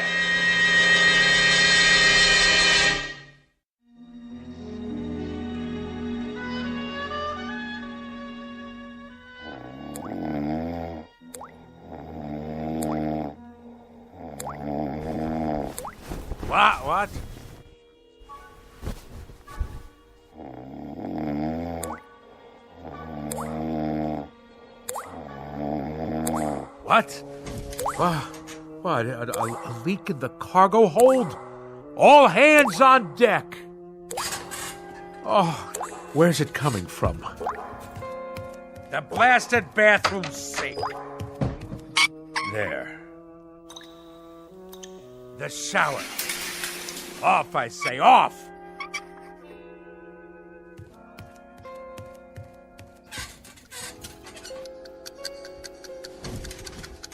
How do you turn off this wretched alarm clock?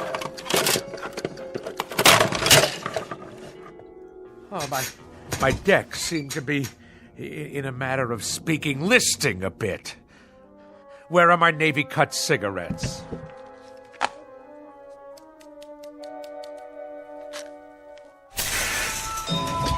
I must be dreaming.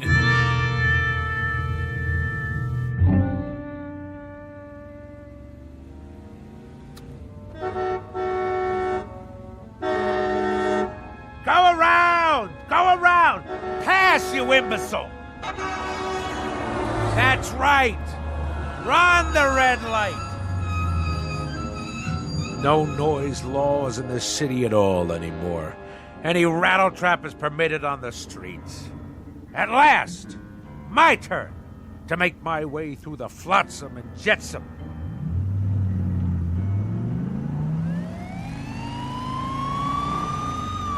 Judah, pull over.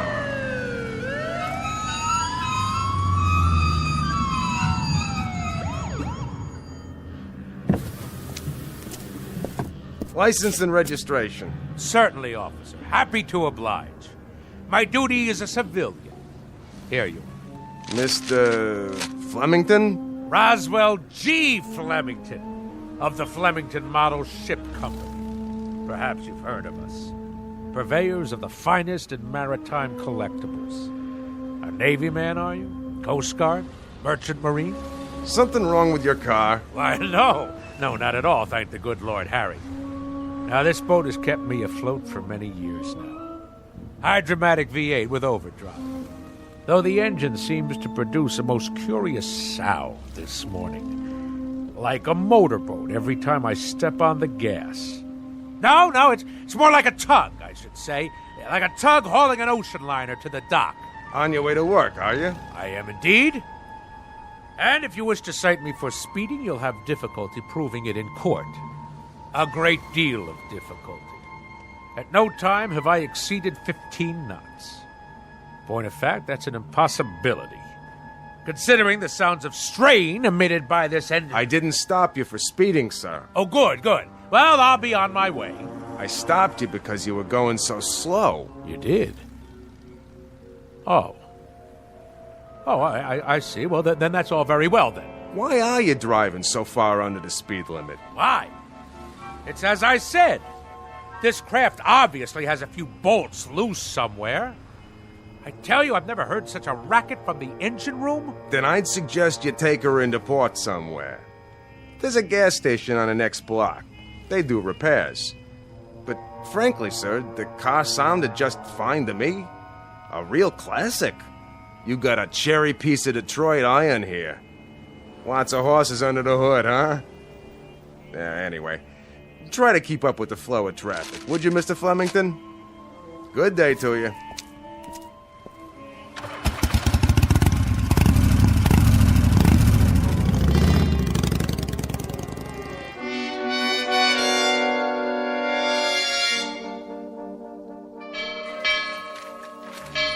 Oh, I've been here 2 years and I don't know when I'll get used to that thing. I've been here 4 years and I've never gotten used to it. What do you suppose happened to old Lardhead this morning? You should count your blessings. This is the first time he's ever been late. Wouldn't it be awesome if his car had fallen off the ferry boat with him in it? The peak. The absolute peak.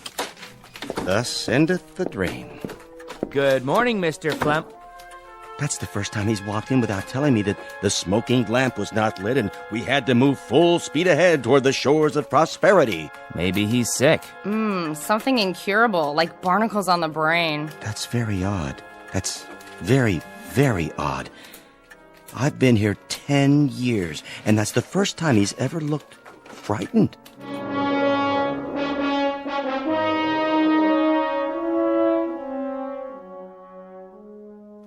Something restful. Actual sounds of Hawaiian outrigger canoes. Yes, Yes.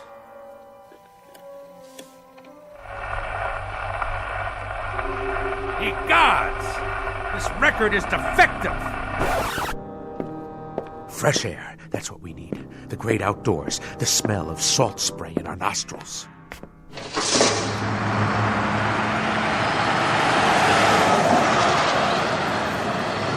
Blow me down.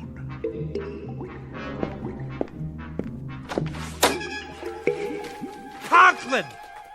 What are you doing, man? Me? Just pouring a glass of water from the water cooler, that's all. Well, let's keep it quiet out here. Yes, sir. Now what are you doing? Swallowing, Mr. Flemington? I was thirsty. Quietly, I said. Quietly. Now stop gaping. Get back to work. All of you. Mr. Fenstermacher! Begging your pardon, sir. New shoes. What have you gotten them? Dead fish? Oh, people! This ship has to shape up. Repeat, shape up. Noise pollution hinders efficiency. Let's secure the hatches now and mind the torrent of bilge. Oh, what is going on? By the good Lord Harry, what on earth is going on?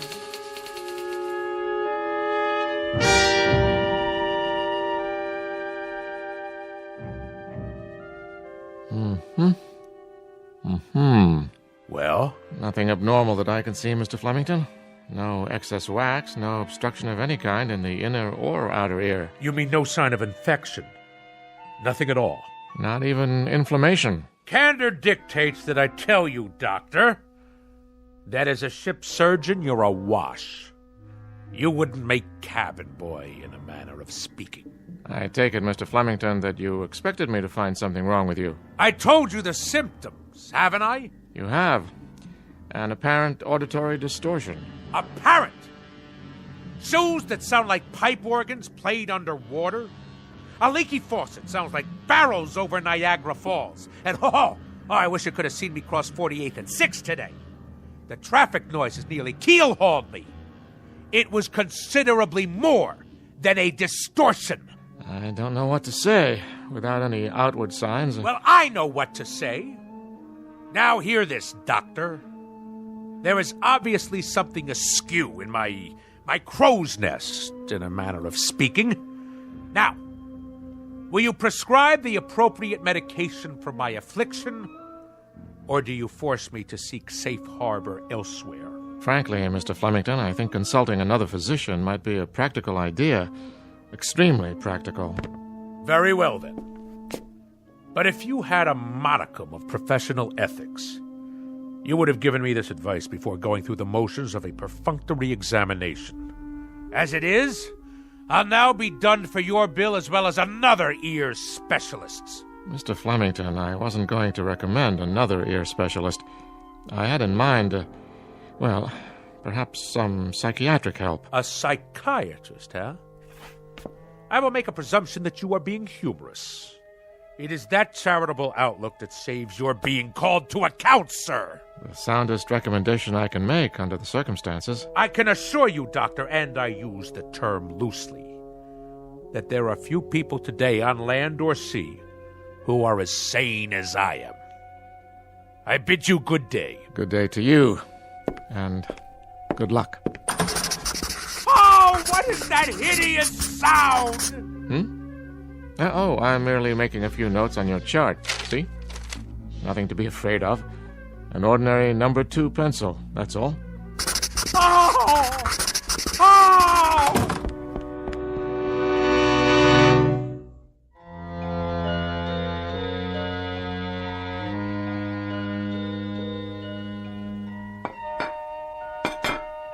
Do you have to be so piercing with that rose? Sorry, Mama. Well, you've done a beautiful job setting the table. You can sit down now, Mama. Oh, you're a good girl, Rosie.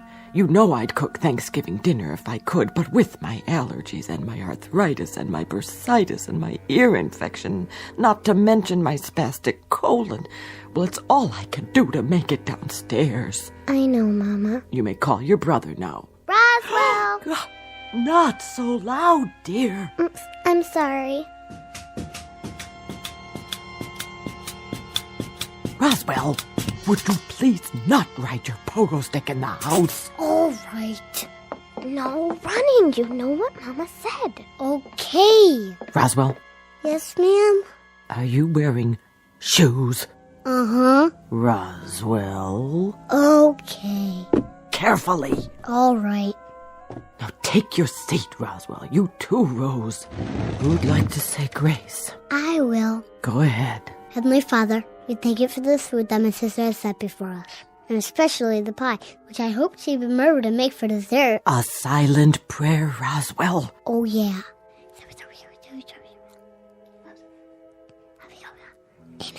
Pass the mashed potatoes, please. Yes, Mama. And the cranberry sauce, and the yams, and the creamed corn, and the creamed spinach, and the tofu.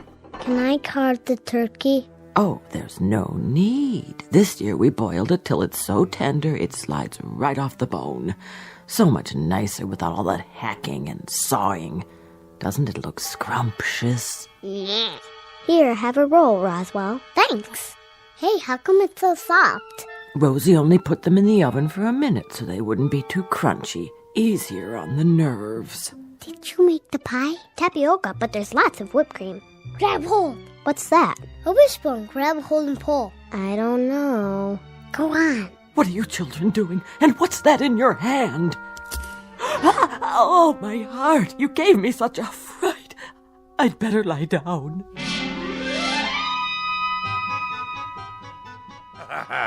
But we got her good with the wishbone. Oh, didn't we? She thought she'd been shot with a harpoon. And you enjoyed that? Haha. It was the best Thanksgiving ever. Oh, the rules she had. Did I mention that we only used paper plates and plastic forks after that? I see. Out with the pogo stick. I padded around in socks from the moment I got home from school. The radio was permitted only with headphones. The telephone had no ring, just a little red light. My toothbrush, soft bristles. No toast, only soft-boiled eggs. No ice cubes in the refrigerator, not even chunky peanut butter. And all my school books had to be paperback, in case I accidentally dropped one on the floor. Go on. As soon as I was old enough, I ran away and joined the Navy. What happened to your sister? Oh, she became a sign language interpreter for the National Theater of the Deaf.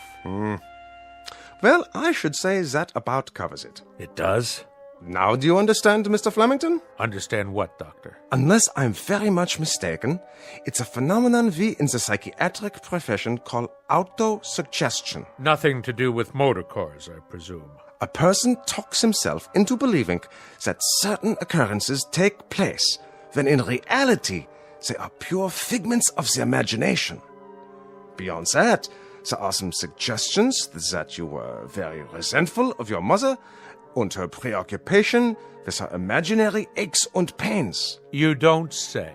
My guess would be that this feeling now extends to your wife, who very similarly provides you with a mother image. Ah, uh-huh. But I can tell you this, Mr. Flemington, and forgive me if I repeat myself, these occurrences are only figments of your imagination. Yeah, but if that's so, then... Snap your fingers. Do I dare? Go ahead, snap your fingers. Any abnormal sound?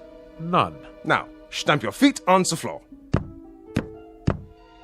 Normal? Happily, delightfully normal. Now, let's really put it to the test.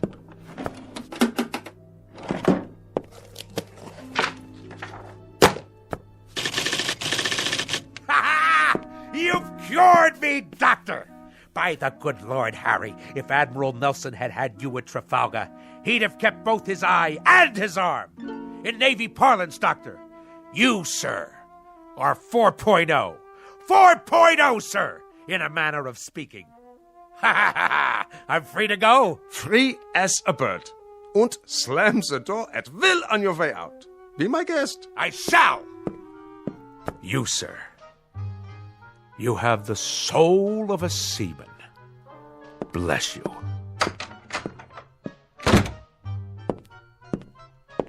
Any more patients today? No, Doctor, that was the last one. Praise Freud. Why do I get all the nutcases?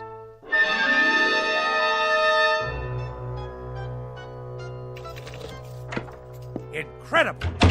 Absolutely incredible. My own wife, the culprit. Her miserable preoccupation with noise. She planted that seed in my head. Incredible. Incredible what one crew member can do to a ship's company. Absolutely incredible. And the whole thing. Mind over matter. Land ho! You are not welcome on this particular quarterdeck, madam. Nor shall I stay here, Admiral. I forgot some of my things. I came to retrieve same, and now, whether you pipe me ashore or not, that's precisely where I'm headed. I might add, madam, that despite all your efforts to capsize this worthy vessel, in a manner of speaking, against the rocks and shoals of petulance and pettiness, this ship remains tight. Your efforts have been both worthless and wasteful. Horatio, old pal, let the following be my final comments. You are an overgrown sailor boy with an undermanned head. You are full of such neuroses that I wonder how you haven't cracked before this. Belay that! Belay that, woman! It just so happens that I have had a psychiatric evaluation. And if there is anything wrong with me, it is you. Furthermore, madam, the whole business is simply mind over matter. Absolutely and totally. Do you know what I can do? I can shut you off. I am a man of such incredible will that I can shut you off. Go ahead! Yell at me.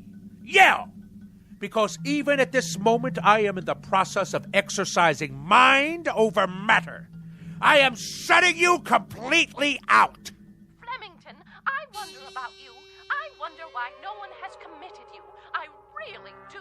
Ha! See? See? I have shut you off. Go ahead.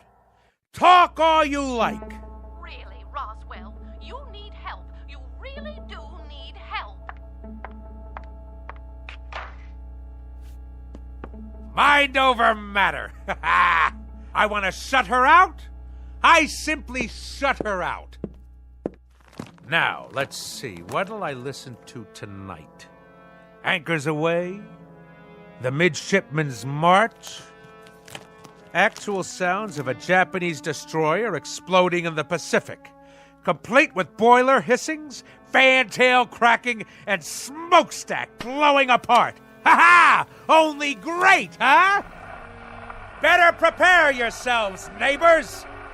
This one will galvanize you in the proper manner.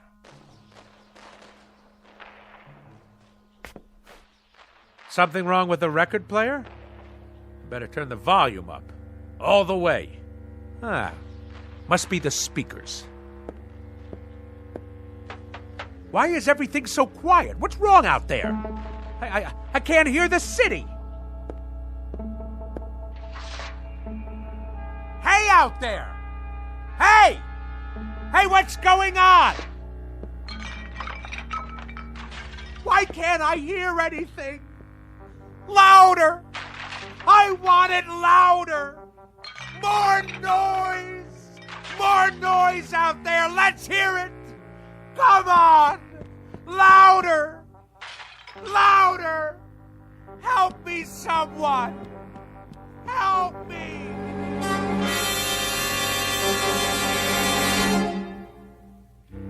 When last heard from, Mr. Roswell G. Flemington was in a sanitarium, pleading with the medical staff to make some noise, any kind of noise.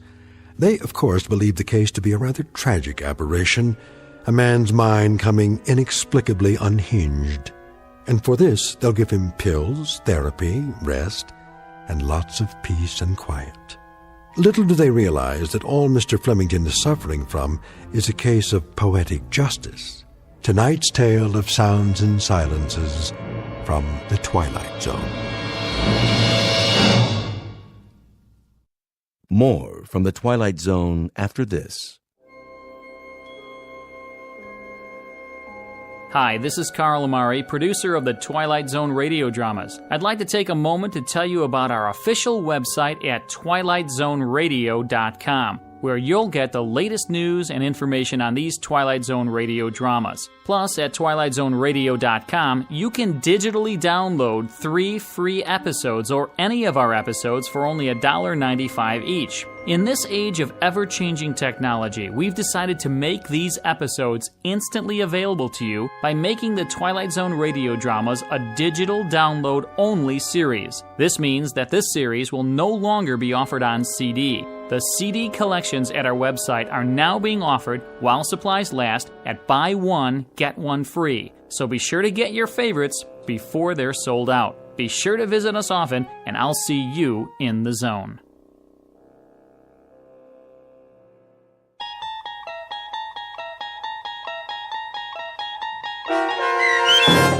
Sounds and Silences, starring Richard Kind, with Stacy Keach as your narrator, was adapted for radio by Dennis Etchison and based on a script by Rod Serling.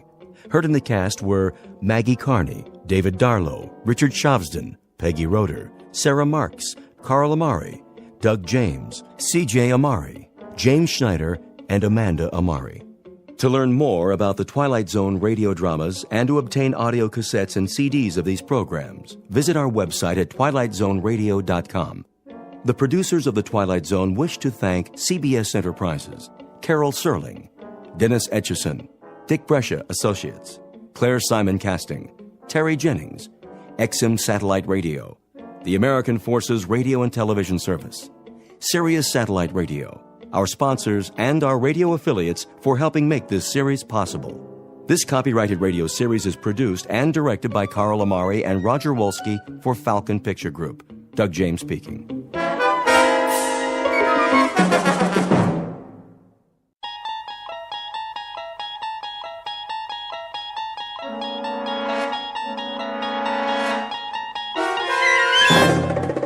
You unlock this door with the key of imagination. Beyond it is another dimension, a dimension of sound, a dimension of sight, a dimension of mind. You're moving into a land of both shadow and substance, of things and ideas. You've just crossed over into the Twilight Zone.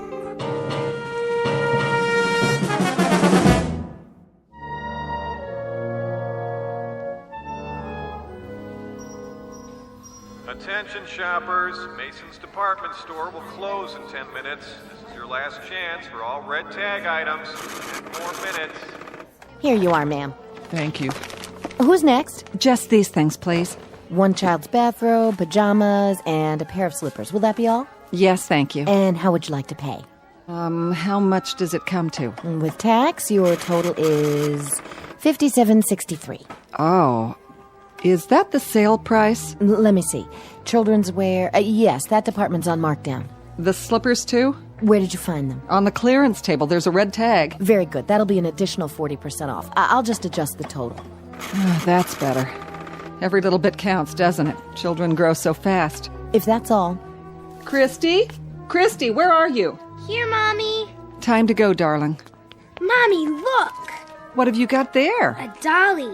My, isn't she cute? She's the best doll in the whole world. Yeah, well, you better put it back now. Daddy's waiting. Can I have her, please? You already have a doll. Not like this one. Her name's Tina. Is it? Listen. My name is Talkie Tina, and I love you very much. Oh, please, Mommy.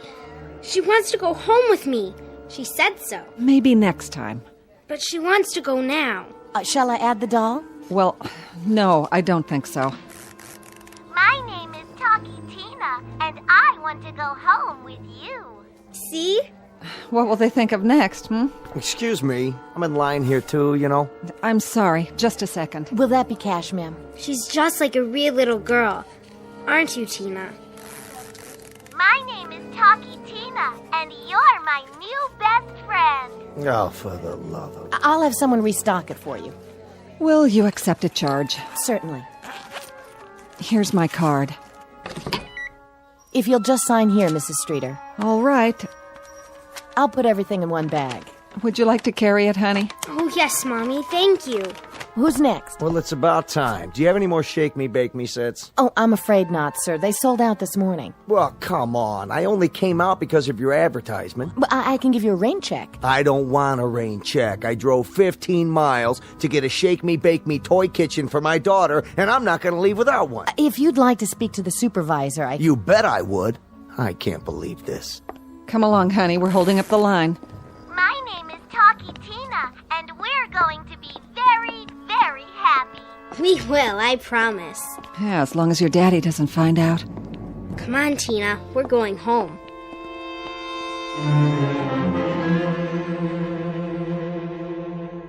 Meet Talkie Tina, the doll that does everything. A lifelike creation of molded plastic with a beautiful painted smile. For an only child named Christy, she's a brand new playmate. For her father, however, this particular doll is about to become a most unwelcome addition to the family. But don't worry, because without Talkie Tina, chances are he would never find his way into the Twilight Zone. And now, The Twilight Zone and our story, Living Doll, starring Tim Kazurinsky, with Stacy Keach as your narrator.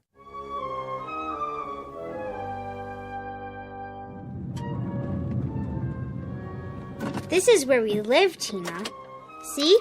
Put her back in the bag with your other things. But Tina wants to see her new house. Just until we get inside. Okay. Come on, Tina. Honey, Yes, Mommy? why don't you run upstairs with your doll? That way she can see your room. Can't Tina meet Daddy first? No, not yet. He's very busy today, remember? Okay.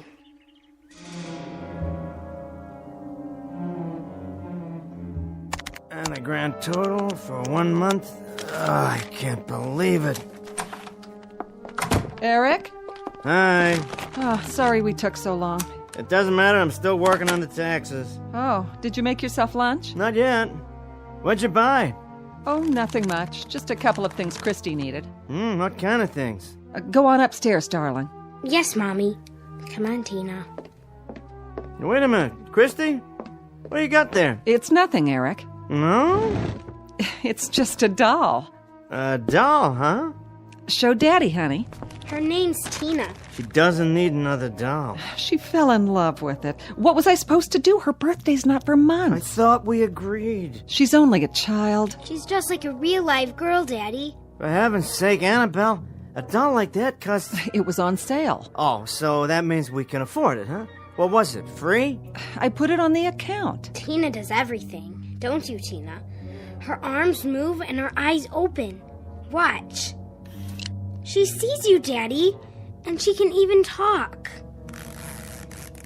My name is Talkie Tina, and I love you very much. You have to admit it's adorable. See? I just love her already. My name is Talkie Tina, and I want to go home with you. Isn't she cute? All right, how much? Well, not that much. I know, it was on sale, you charged it. How much? Eric, that's enough. Christy, go to your room, please. Yes, Mommy. My name is Talkie Tina, and you're my new best friend. Christy, hold on. What, Daddy? Let me see that doll for a minute. Eric, please. Hey, I've been doing the income and expenses while you were out. And now I have to write a check to the IRS. I can almost cover it if we don't go to the movies or eat out for a month. This is hardly the time to talk about... I asked you a question, Annabelle. How much did it cost me? You? I earn the money around here, don't I? I don't think it's the price of the doll that's upsetting you. Here it comes. Here what comes? Some more of that Freudian gibberish you've been getting from her doctor. It is not Dr. Lubin's fault that she feels rejected. My name is Talkie Tina, and I love you very much. Will you shut that thing off? Her name's Tina.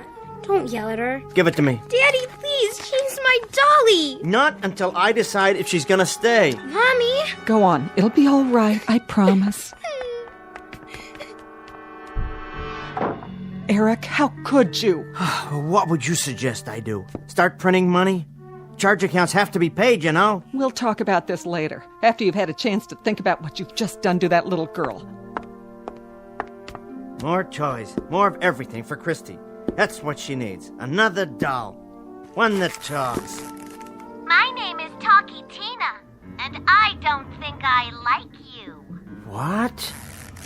My name is Talkie Tina, and I think I could even hate you. What kind of doll is this? Get out of here! What do you say now, huh? You all broken up about it? My name is Talkie Tina, and you'll be sorry. Why, you... Eric? Yeah? Did you just throw something? What if I did?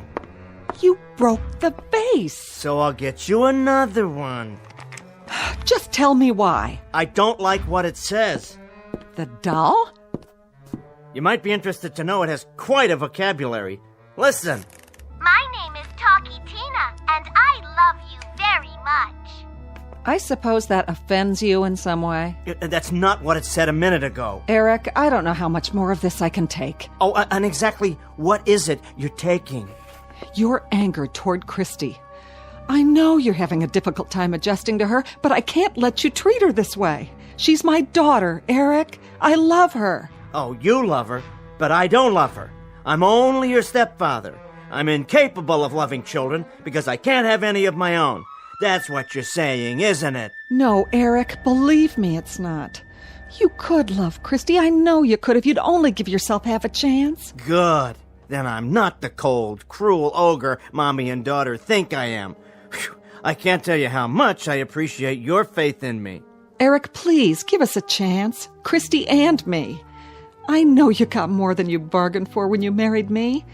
2 for the price of 1. But we'll do anything to make you happy. Both of us. Daddy? Honey, just a minute. I'm sorry, Daddy. What? I'm sorry if I made you mad. Oh, Christy, I wasn't mad at you. Do you understand that? Sure, Daddy. Oh, there you are, Tina. No, don't do that. Why? My name is Talkie Tina, and I love you very much. Why not, Daddy? Nothing at all. Come on, Tina. Let's go upstairs.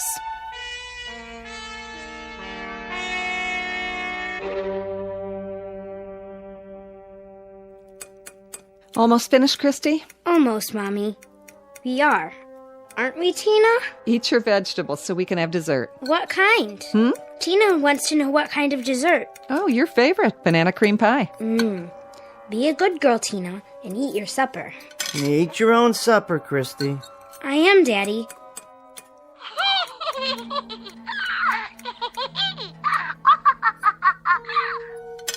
I didn't know your doll could laugh. Oh, Daddy, Tina can do everything. Well, tell her not to do it at the table. What's the matter, Eric? Forget it. I didn't hear anybody laugh. Really? I thought You thought what? Nothing. Where'd you buy her? Mason's. It seemed like a good idea. Did it? She'll be a good playmate for Christy. Lacking a brother or sister. Is that what you mean? I didn't say that. But it's what you meant. It's why you bought the doll, isn't it? So I'd have a reminder? It hadn't occurred to me, but if that's what you think, give me your plate, Christy. Yes, Mommy. Here's Tina's, too. She ate all her food. Did she? Who's that? I'm sure I don't know. Who do you think it is, Tina? Well, stop talking to her like that. It's only a doll. No, she's not, Daddy. She's my new best friend. Can Christy come out and play? Hear that, Tina? It's Linda. Goody. Don't you want your dessert first? Later, Mommy. Can I take Tina? Not outside. But she wants to meet Linda. Well, Linda can meet her later. Okay. How about you? What? Do you want some dessert? Oh, sure. That'd be fine. Well, I'll bring you a piece of pie. Yeah, you do that. My name is Talkie Tina. Hey! Nobody pulled your string. And I'm beginning to hate you. Yeah? Well, my name's Eric Streeter. And you know what? I think I'm gonna get rid of you after all. You wouldn't dare. Wouldn't I? Just watch. Don't pick me up. This is my chair. No, it's not. It's Christy's high chair. Or it was until she grew out of it. But you'll never grow because you're just a piece of plastic. Got that? What's the matter? Cat got your tongue? My name is Talkie Tina, and I think you're a very bad man.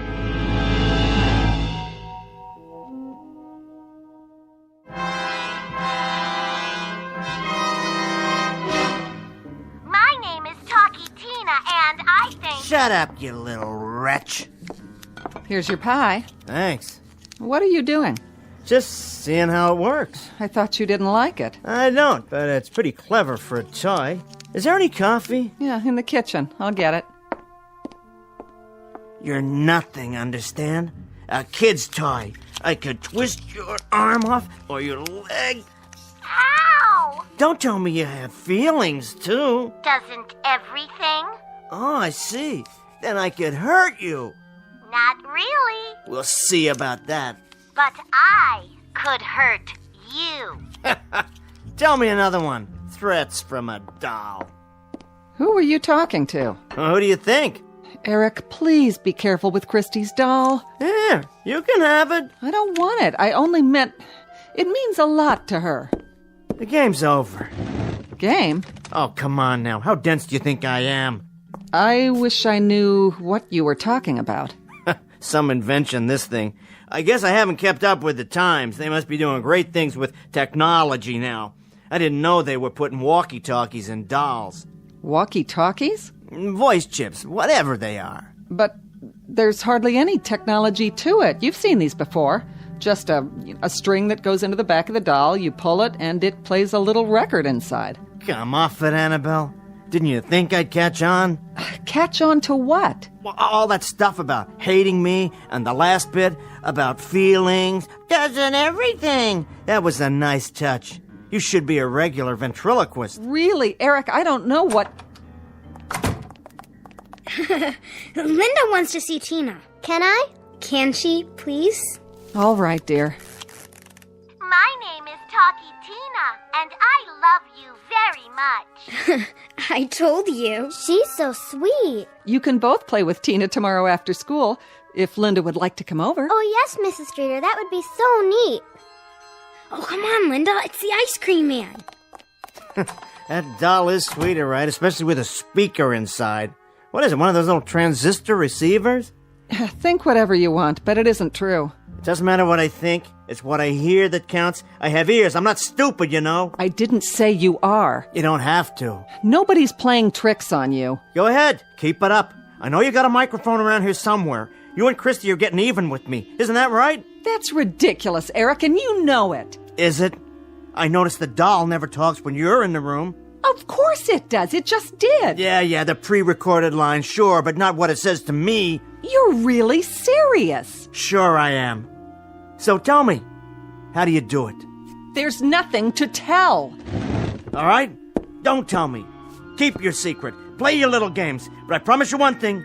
Keep this up, and you'll be sorry.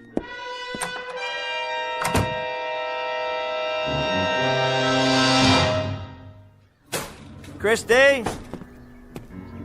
Christy? My name is Talkie Tina, and you'd better put me down.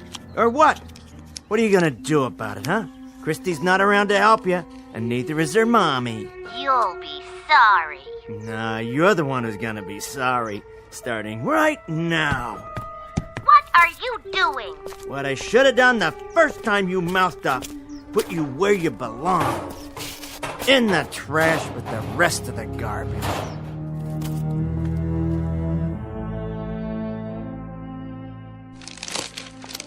Where's Tina? I wouldn't know. You had her, Daddy. Go ask your mother. She's already asked me. And what did you tell her? That I don't know where she is. Then I guess that settles it. Do you know, Eric? Now, would I? Where is she, Daddy? If your mother can't tell you, neither can I. Tina must be around, Christy. Let's find her. I'll look in the kitchen.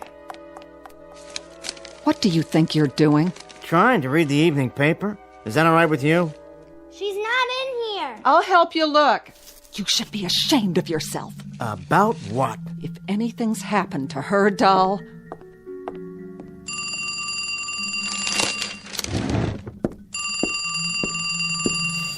Hello? My name is Talkie Tina, and I'm going to kill you. Say that again. You heard me. How did you get out? Wouldn't you like to know? Who is this? Hello? Hello?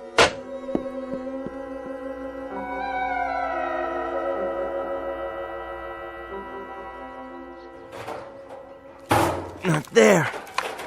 Then where?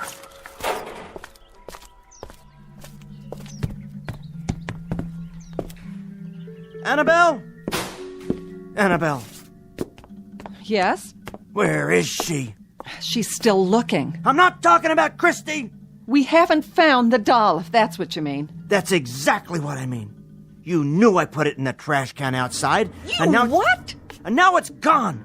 Which means somebody took it. More games? Oh, Eric, I can't bear this. Neither can I. I'm tired of all this nonsense. A joke's a joke, but you've carried it too far. I have? You and Christy. Will the two of you stop it? Eric, I didn't touch the doll. I haven't seen it since dinner. Am I supposed to believe you? I swear. You're telling the truth? Of course I am. You really didn't take it? I didn't take it. Then who?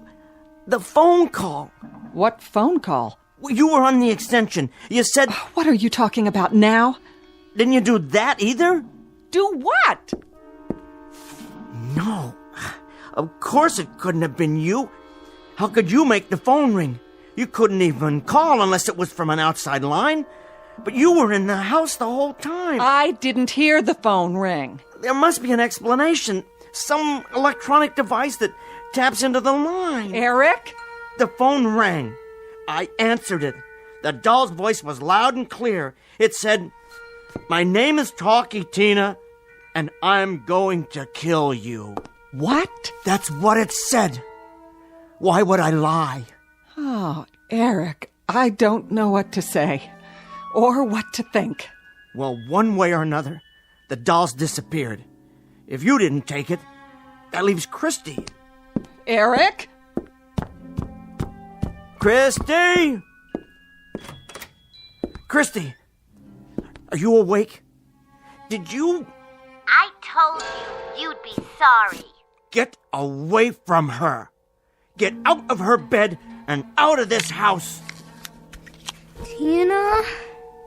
I'll be back. And when I do, I'll have some questions for you, little girl. Christy, wake up! Daddy? Stay where you are, Christy. I want Tina. Don't worry about that thing. I have to borrow it for a while. But she's mine. Lie back down. Tina belongs to me. Daddy? Daddy? What's happening? Daddy, please! Where are you going with her doll? To do what I should have done. Daddy! Get one thing straight, Christy. I am not your daddy. There. He won't hurt her. Tina! Tina!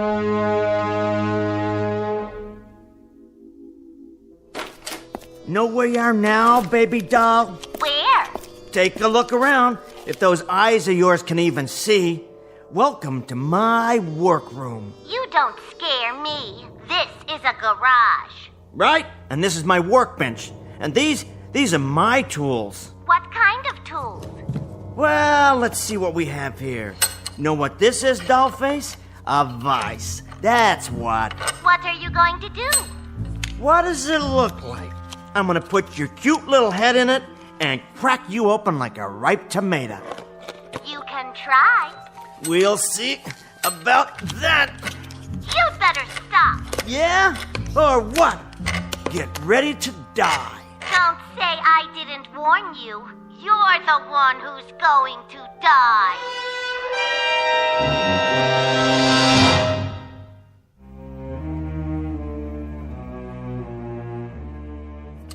How's this? What's the matter? Can't finish the job? A big, strong man like you?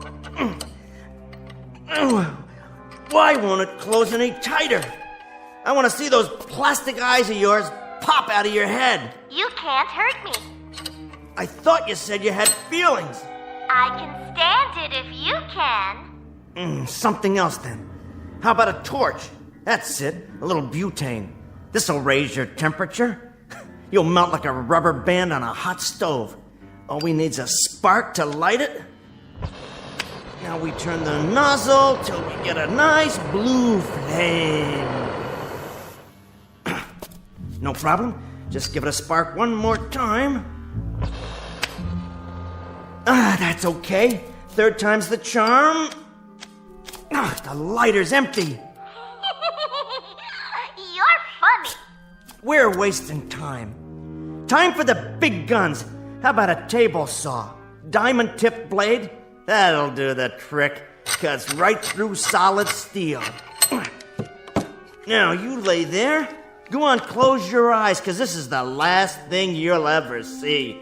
I'll make it a clean cut, straight through that little pink throat. Say your prayers. Why won't it cut? Why? Eric? Get away from me. What are you doing? Only what I have to. Eric, no! Give me that doll! Leave me alone!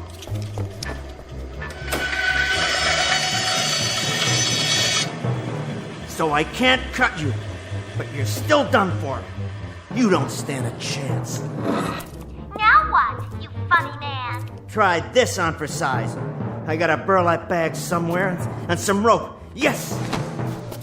You know what people do with kittens, don't you? Well, let me show you. Say they don't want them around anymore, because they're always in the way. They put them in a sack and they tie it up real tight. Lots of rope, and they make a knot that nobody can untie. There. Then they cut the rope with a pocket knife, and they take the sack outside and put it in a trash can. Only this time, they put a cinder block on top of the lid to make sure it stays put. Now let me see you get out of that.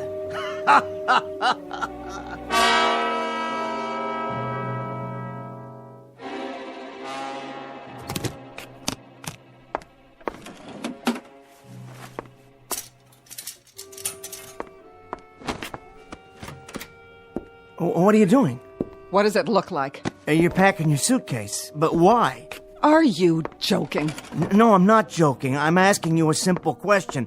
I think I deserve an answer. Think about it, Eric. How could I go on living with you after what you've done? Well, I had to. Had to? You had to show your hatred for me and for Christy? It's over with. Things will be better now. You'll see. Oh, will they? Listen, Annabelle, that doll... What about that doll, Eric? It's a toy, nothing more. One that means a great deal to her. And you've destroyed it. That was a hateful thing to do. She'll never forgive you, and neither will I. The doll talked to me. It said things that no toy would say. Don't you see? I had to get rid of it. Yeah, I see a great many things now. You've become a stranger to me. A sick, neurotic stranger. You're full of blind, unreasonable hate. Hate? But I did it for us. I love you and Christy. Well, then you've got a strange way of showing it. I don't believe you know what love is anymore. And you're suffering from some very dangerous delusions. You'd better find a good psychiatrist. Delusions? I couldn't have imagined it. You tell that psychiatrist you tried to kill a doll. I couldn't have. What did you do with it, by the way? So I can get the remains out of this house before Christy finds what's left. It's still in one piece. I'll bring the doll inside if that's what you want. I'll give it to Christy myself. How magnanimous of you. Will that make everything right? I don't know, Eric. I honestly don't know. I want things to be right between us. All three of us. It's a little late for that, don't you think? Just let me try. Give me 1 minute. That's all I'm asking. Oh, Eric. Eric!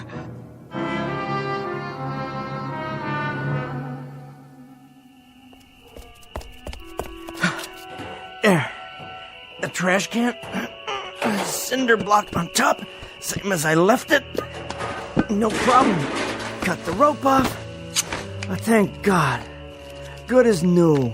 My name is Talkie Tina, and I don't forgive you. Shut up. Shut up! Just until we get inside.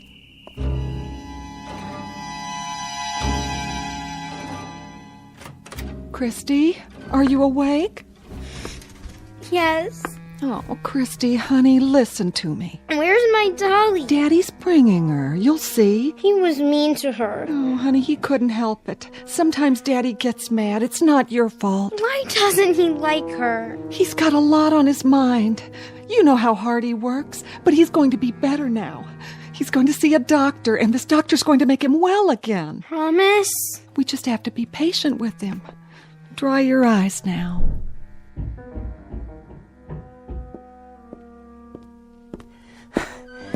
Christy, look what I've got. Tina! Did you miss her? Well, now she can sleep with you, right next to your pillow, all night long. Is that okay? Oh, Tina! Tina! Thank you, Eric. Satisfied? We'll talk about it in the morning. But I did what you wanted. In the morning.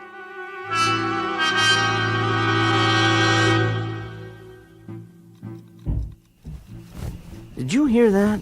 Oh, what is it now? I heard something. Well, I didn't hear anything. Go back to sleep.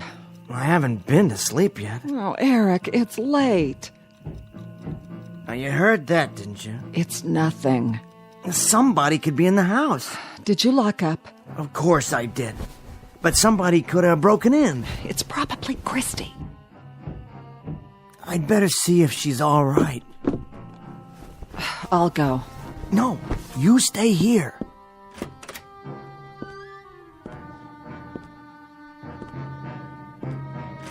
Christy? Christy? Oh, you're okay. Good, that's good. But where's your doll? Tina. Where is it? What? Who's there? Somebody's downstairs. I'm calling the police. Do you hear me? Eric? Shh. Stay there. I'm going downstairs to check it out. What is it? I'm not sure. If I don't come right back, call the police. Maybe I left the door to the garage unlocked. Yeah, that's it. Don't turn on the lights yet. Catch 'em red-handed. What?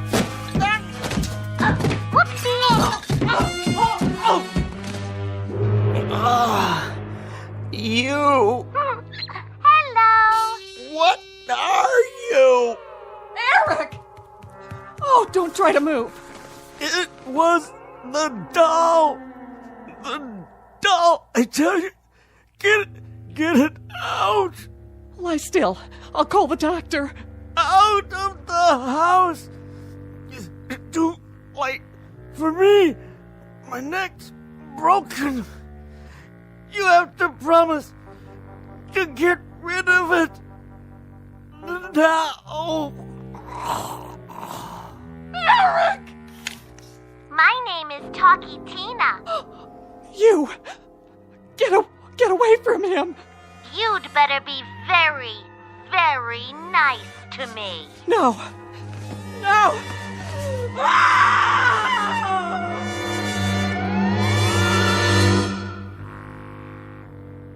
Of course, we all know that dolls can't talk. Not really.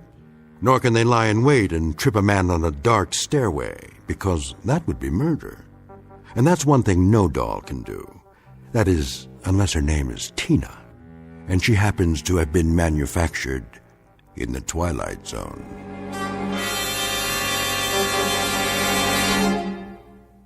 More from the Twilight Zone after this. Hi, this is Carl Amari, producer of the Twilight Zone radio dramas. I'd like to take a moment to tell you about our official website at twilightzoneradio.com. where you'll get the latest news and information on these Twilight Zone radio dramas. Plus, at twilightzoneradio.com, you can digitally download 3 free episodes or any of our episodes for only $1.95 each. In this age of ever-changing technology, we've decided to make these episodes instantly available to you by making the Twilight Zone radio dramas a digital download-only series. This means that this series will no longer be offered on CD. The CD collections at our website are now being offered, while supplies last, at buy one, get one free. So be sure to get your favorites before they're sold out. Be sure to visit us often, and I'll see you in the zone.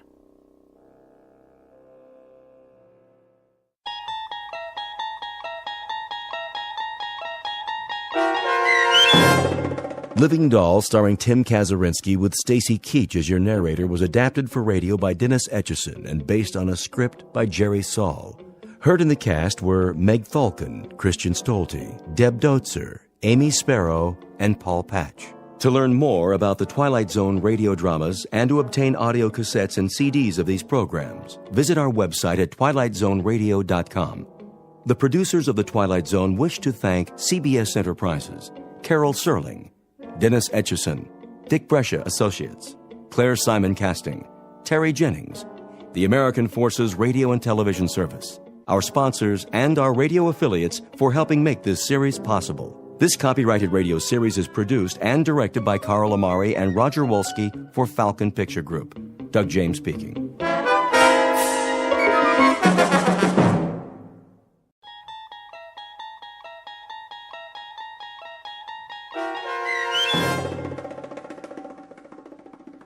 Miniature, starring Lou Diamond Phillips with Stacy Keach as your narrator, was adapted for radio by Dennis Etchison and written for The Twilight Zone by Charles Beaumont.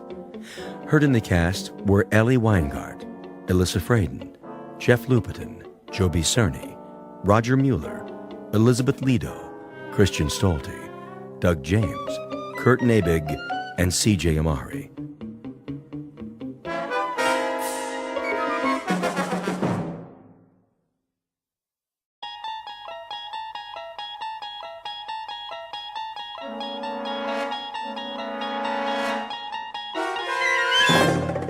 You unlock this door with the key of imagination.